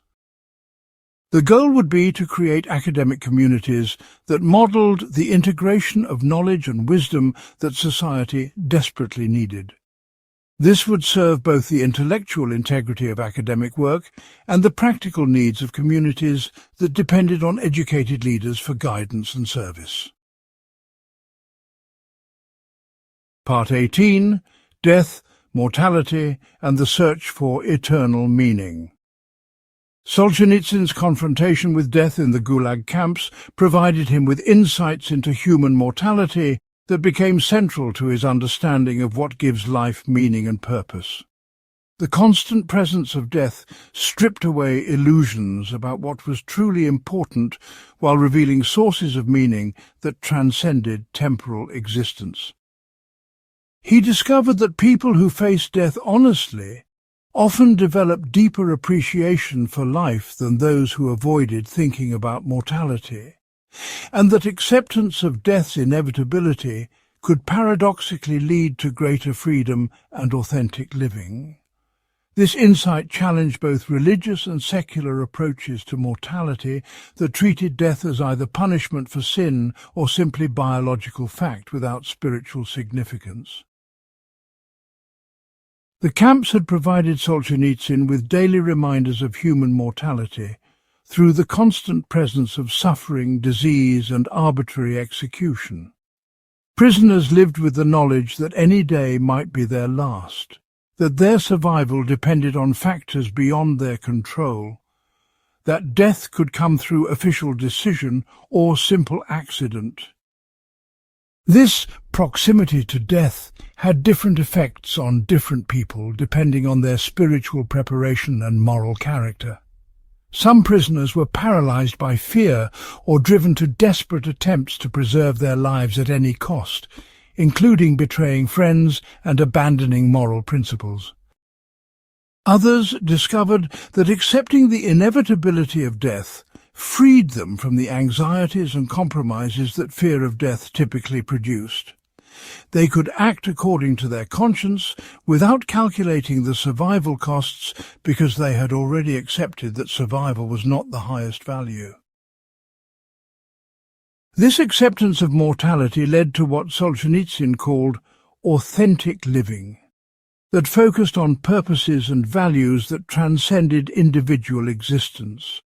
People who were no longer desperate to preserve their lives could devote their remaining time to activities that served truth, beauty, justice, and love, regardless of whether such activities improved their personal circumstances.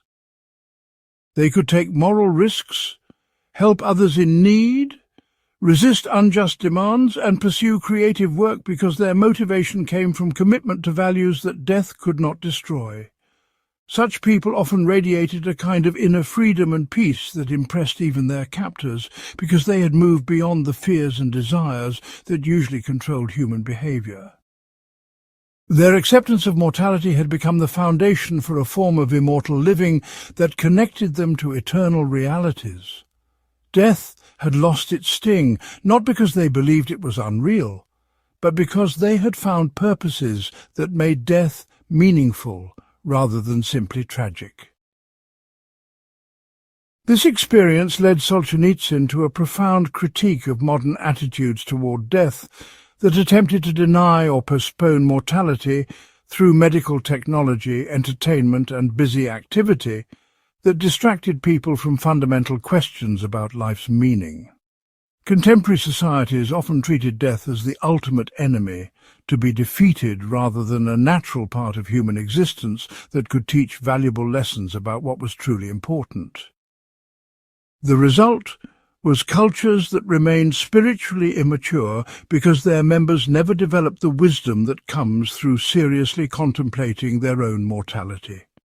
People could live their entire lives without confronting basic questions about why they existed, what they owed to others, and what would remain significant after they were gone. This avoidance of mortality often led to shallow pursuits and anxious grasping for temporary pleasures that could never provide lasting satisfaction. Lives devoted to accumulating possessions, achieving status, or maximizing comfort inevitably ended in disappointment because death rendered all such achievements meaningless. The alternative approach that Solzhenitsyn advocated involved what he called memento mori living, that regularly contemplated death as a means of clarifying life's true priorities. This did not mean becoming morbid or pessimistic, but rather using awareness of mortality to distinguish between essential and trivial concerns.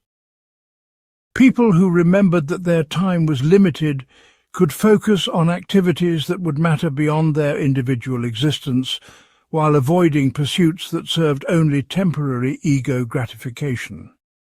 They could invest in relationships that expressed genuine love, work that served authentic human needs, and creative endeavors that contributed beauty or truth to the world.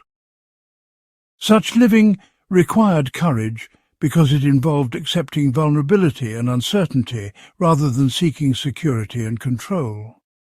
But it provided access to forms of meaning and joy that were unavailable to those who spent their lives trying to avoid the reality of death.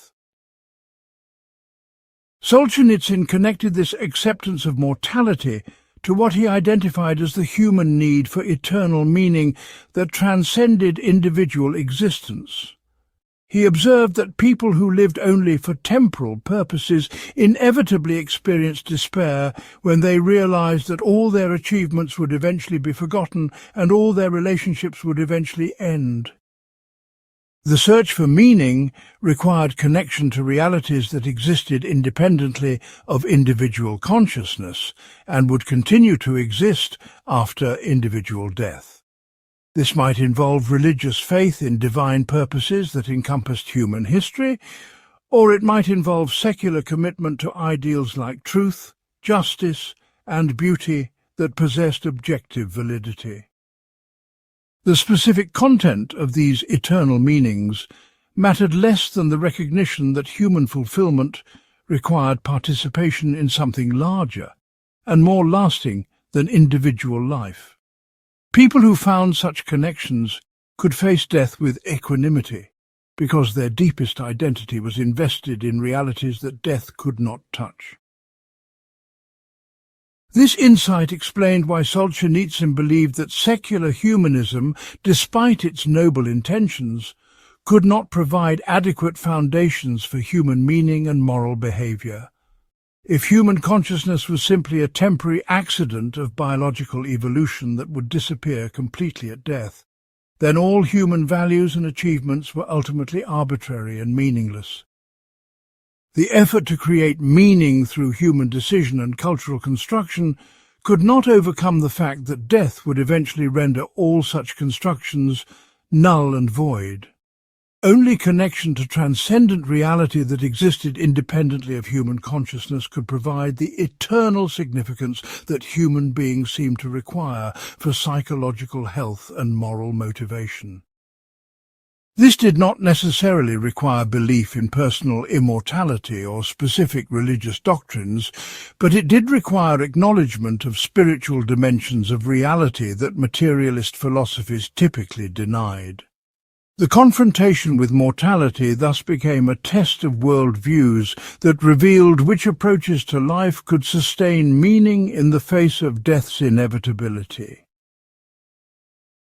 The practical implications of accepting mortality extended to how people approached suffering, relationships, and life choices throughout their existence. Those who remembered that life was temporary could endure hardships more easily because they understood that all suffering was temporary, and that character developed through facing difficulties often provided the only lasting value that emerged from painful experiences. They could also appreciate relationships more deeply because they recognized that time with loved ones was precious and limited rather than taking such relationships for granted. Most importantly, they could make life choices based on ultimate rather than immediate values because they understood that the consequences of their decisions would outlast their individual existence. Parents who remembered their mortality could focus on transmitting wisdom and character to their children rather than simply providing material advantages. Workers who accepted their mortality could choose vocations that served genuine human needs rather than simply maximizing income or status. Citizens who contemplated their mortality could support policies that promoted long-term human welfare rather than short-term political advantage.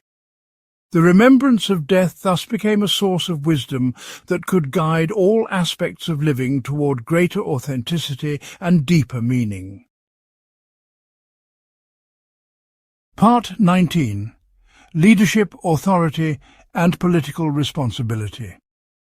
Solzhenitsyn's analysis of political leadership emerged from his observation of how different types of authority had functioned in Soviet society, and his reflections on what kind of leadership could serve authentic human flourishing rather than simply maintaining power. He distinguished between legitimate authority that emerged from moral character and service to the common good, and illegitimate authority that depended on force, manipulation, or the exploitation of people's weaknesses. This distinction led him to a comprehensive critique of both totalitarian and democratic approaches to political organization that often confuse the mechanics of power with the ethics of leadership. True leadership required wisdom, virtue, and genuine commitment to serving others rather than simply the ability to gain and maintain political control through whatever means proved effective. The foundation of legitimate political authority, according to Solzhenitsyn, must be the leader's moral character rather than their ideology, charisma, or technical competence. Leaders who lacked integrity would inevitably use their power to serve their own interests rather than the common good, regardless of their stated commitments or policy positions. Conversely, leaders who possessed genuine moral character could be trusted to make difficult decisions responsibly, even when those decisions were unpopular or costly to themselves personally. This meant that the primary qualification for political leadership should be demonstrated virtue rather than political skill, intellectual brilliance, or popular appeal. Societies that chose leaders based on their ability to win elections or manipulate public opinion rather than their character and wisdom inevitably suffered from the moral failures of those they placed in positions of authority. The quality of leadership ultimately determined the moral health of entire societies, because leaders set examples that influence the behavior of all citizens. Solzhenitsyn identified several specific virtues that authentic political leaders must possess if they were to serve their communities effectively. The first was humility that recognized the limitations of human knowledge and the dangers of concentrated power. Humble leaders understood that they did not possess all the answers to complex social problems, and that they needed advice from others who had different perspectives and experiences.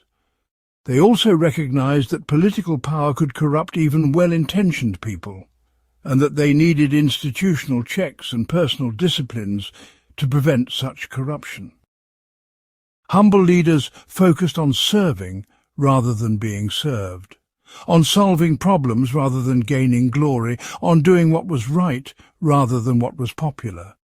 Such humility was rare among political leaders because the process of gaining power typically rewarded pride and self-promotion rather than modesty and service. The second essential virtue was courage that enabled leaders to make unpopular decisions when such decisions served the long-term welfare of their communities. Courageous leaders could resist pressure from special interest groups, popular movements, and political allies when such pressure conflicted with their understanding of the common good. They could tell people uncomfortable truths about problems that required sacrifice or change, rather than simply promising easy solutions that avoided difficult choices. They could take responsibility for failures and mistakes, rather than blaming others or external circumstances. Such courage was essential, because democratic societies often rewarded leaders who told people what they wanted to hear rather than what they needed to hear. Leaders who lacked courage typically became mere followers of public opinion rather than guides who could help their communities navigate challenging circumstances wisely. The third virtue was practical wisdom that enabled leaders to understand the complex relationships between different aspects of social life and to anticipate the long-term consequences of policy decisions. Wise leaders recognized that political problems typically had multiple causes and that effective solutions usually required addressing several different factors simultaneously. They understood that good intentions could produce harmful results if they were not guided by accurate understanding of human nature and social dynamics. They could distinguish between problems that government could solve effectively and problems that required other forms of social action. Most importantly, they understood that political solutions were always temporary and that lasting social improvement required changes in individual character and cultural values that political action alone could not achieve. Such wisdom was rare because it required extensive experience with practical affairs combined with deep reflection on the moral and spiritual dimensions of human existence. Solzhenitsyn also emphasized the importance of what he called moral education for political leaders that would help them maintain their integrity despite the corrupting influences of power. This education needed to include serious study of history that revealed how previous leaders had handled similar challenges and what lessons could be learned from their successes and failures. It should also include exposure to moral philosophy and religious wisdom that provided frameworks for thinking about ultimate questions of justice, truth, and human welfare. Most importantly, it required direct experience with moral testing that revealed whether potential leaders possessed the character necessary for responsible exercise of authority. Leaders who had never faced serious moral challenges or made significant sacrifices for their principles were unlikely to possess the strength necessary for ethical leadership under pressure. Such education could not guarantee good leadership, but it could help identify those who were most likely to use power responsibly and prepare them for the moral challenges they would face. The selection of political leaders in democratic societies presented particular challenges because the skills necessary for winning elections were often different from and sometimes opposed to the qualities necessary for good governance. Successful campaigning typically required charisma, rhetorical ability, and skill at building coalitions among diverse interest groups. Successful governing required wisdom, integrity, and willingness to make unpopular decisions when necessary for long-term welfare. The result was often the selection of leaders who were skilled at gaining power, but incompetent or untrustworthy in exercising it responsibly. Solzhenitsyn argued that democratic societies needed to develop better methods for identifying and promoting leaders who possessed genuine qualifications for governance, rather than simply rewarding those who were most effective at political manipulation. This might require changes in how campaigns were conducted, how candidates were selected by political parties, and how voters evaluated leadership qualifications. The accountability of political leaders represented another crucial dimension of legitimate authority that required ongoing attention from citizens who bore ultimate responsibility for their governance. Leaders who were not held accountable for their decisions inevitably began to serve their own interests rather than the common good, regardless of their initial intentions or character. Effective accountability required citizens who were knowledgeable about public affairs, engaged in political processes, and willing to demand high standards from their leaders. It also required institutional mechanisms that made it possible to remove leaders who failed to serve effectively or ethically. Most importantly, it required cultural expectations that political leadership was a form of service, rather than an opportunity for personal advancement or aggrandizement. Societies that treated politics as entertainment or allowed leaders to become celebrities rather than servants inevitably suffered from the degradation of their political institutions and the corruption of their democratic processes. Solzhenitsyn's vision for authentic political leadership emphasized the recovery of what he called servant leadership, that understood political authority as responsibility for promoting the common good, rather than opportunity for personal gain or ideological advancement. Such leaders would focus on addressing genuine human needs, rather than pursuing theoretical programs on building social trust, rather than winning partisan victories, on preparing future generations, rather than maximizing current popularity. They would see themselves as stewards of their community's welfare, rather than owners of political power. This approach required fundamental changes in how societies understood the purpose of political activity and the criteria for evaluating political success. The goal was not to eliminate politics, but to elevate it to serve the authentic human flourishing that should be the ultimate purpose of all social organization. Such elevation required leaders who possessed not only technical competence, but also moral authority earned through demonstrated character and genuine commitment to serving others rather than themselves. Part 20. The Future of Humanity and Prophetic Vision. Solzhenitsyn's final insights concerned the long-term trajectory of human civilization and the fundamental choices that would determine whether humanity moved toward greater wisdom and virtue or continued its descent into materialist emptiness and moral confusion. His prophetic vision emerged from pattern recognition based on his analysis of how spiritual and moral forces had shaped history, combined with his understanding of the permanent features of human nature that would continue to influence future developments.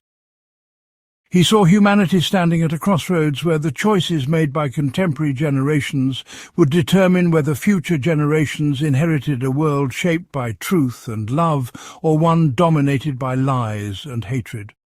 This vision provided both warning about dangers ahead and hope for possibilities that remained available if people chose wisdom over cleverness, service over selfishness, and spiritual development over material accumulation. The central challenge facing humanity, according to Solzhenitsyn, was the recovery of spiritual wisdom that could guide technological power toward constructive rather than destructive purposes. Modern civilization had achieved unprecedented capacity to manipulate the natural world and organize human societies. But it had lost touch with the moral and spiritual insights necessary for using such power responsibly. The result was increasingly sophisticated methods for creating wealth, controlling populations, and satisfying material desires combined with decreasing wisdom about what constituted authentic human welfare and how to achieve it sustainably. Technological advancement, without corresponding spiritual development, had become a source of danger rather than benefit, because it amplified human capacity for both good and evil without providing clear guidance about which purposes technology should serve. The future would depend on whether humanity could rediscover sources of wisdom that could match the sophistication of its technical capabilities. Without such wisdom, technological power would inevitably serve the interests of those who possessed it rather than promoting the common good of all humanity. Solzhenitsyn identified several specific trends in contemporary civilization that posed particular threats to human flourishing if they continued unchecked. The first was the increasing centralization of power in institutions that were too large and remote to maintain human accountability or respond to genuine human needs. Whether these institutions were government bureaucracies, multinational corporations, or international organizations, their scale and complexity made them resistant to moral guidance and democratic control. They developed their own institutional interests that often conflicted with the welfare of the people they claimed to serve. The concentration of power in such institutions threatened to create new forms of tyranny that would be more subtle but potentially more comprehensive than traditional political oppression. People could become dependent on institutional systems that controlled their access to food, employment, information and social relationships while claiming to promote their freedom and welfare. The second dangerous trend was the erosion of traditional sources of meaning and moral guidance that had provided stability and direction for human communities throughout history. Family structures, religious institutions, local communities and cultural traditions were being weakened by mobility, individualism and technological change without being replaced by adequate alternatives. This left increasing numbers of people without the social support and moral framework necessary for psychological health and responsible citizenship. The result was rising rates of depression, addiction, violence and social fragmentation that undermined the foundations of civil society. People who lacked connection to sources of transcendent meaning became vulnerable to manipulation by demagogues who promised simple solutions to complex problems, or by commercial interests that promised happiness through consumption.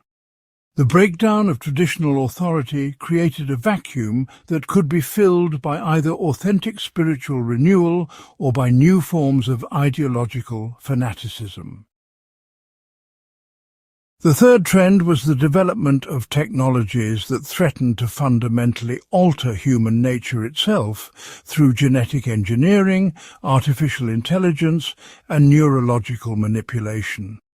These technologies offered the possibility of eliminating diseases, enhancing human capabilities, and reducing suffering in ways that could genuinely benefit humanity.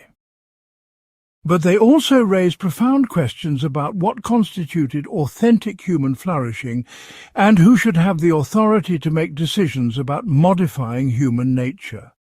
Without clear moral frameworks for evaluating such technologies, they could become tools for creating new forms of inequality or control that would make traditional tyrannies seem primitive by comparison. The temptation to use technology to solve spiritual and moral problems would likely prove irresistible to societies that had lost confidence in traditional approaches to character development and social improvement. But technological solutions to spiritual problems would inevitably fail while creating new problems that required more sophisticated technological interventions in an endless cycle of artificial fixes for natural human challenges. Despite these dangers, Solzhenitsyn maintained hope for humanity's future based on his conviction that truth and goodness possessed inherent power that would eventually triumph over lies and evil. He had witnessed this power operating in the Gulag camps where individual acts of moral courage had preserved human dignity under impossible circumstances.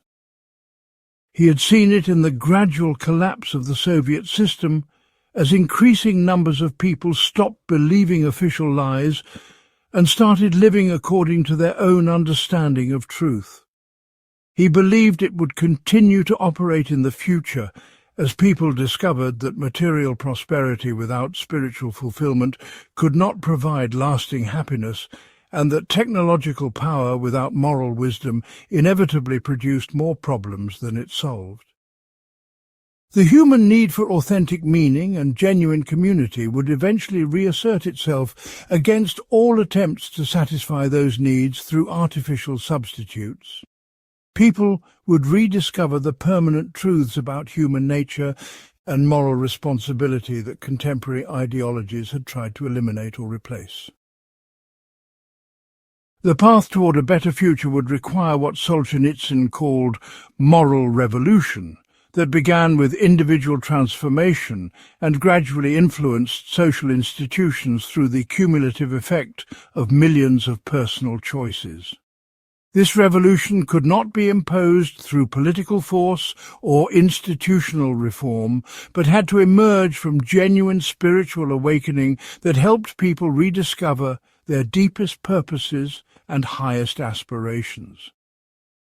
It would involve recovering traditional wisdom about virtue, character development and community responsibility, while adapting that wisdom to contemporary circumstances.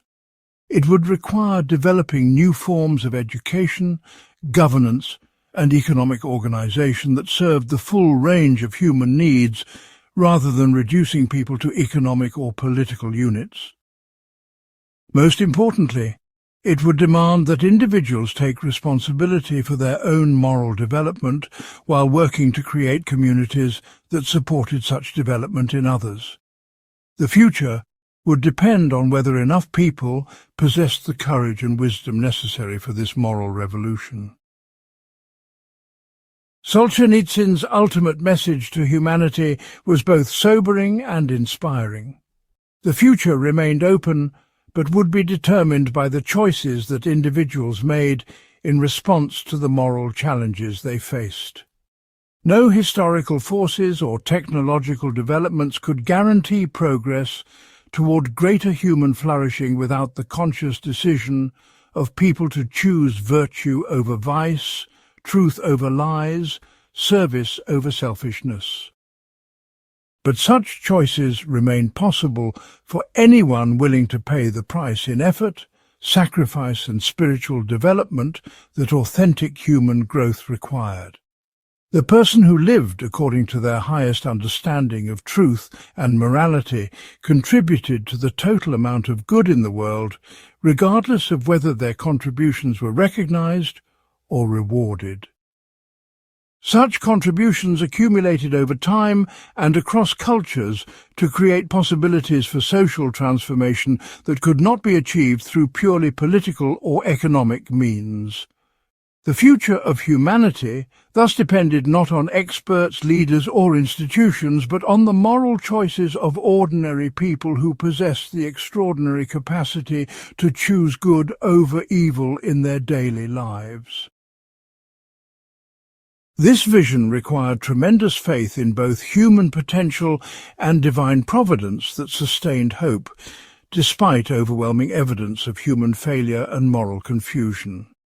Solzhenitsyn maintained this faith because he had experienced personally the transformative power of truth and love operating even in the most hostile circumstances.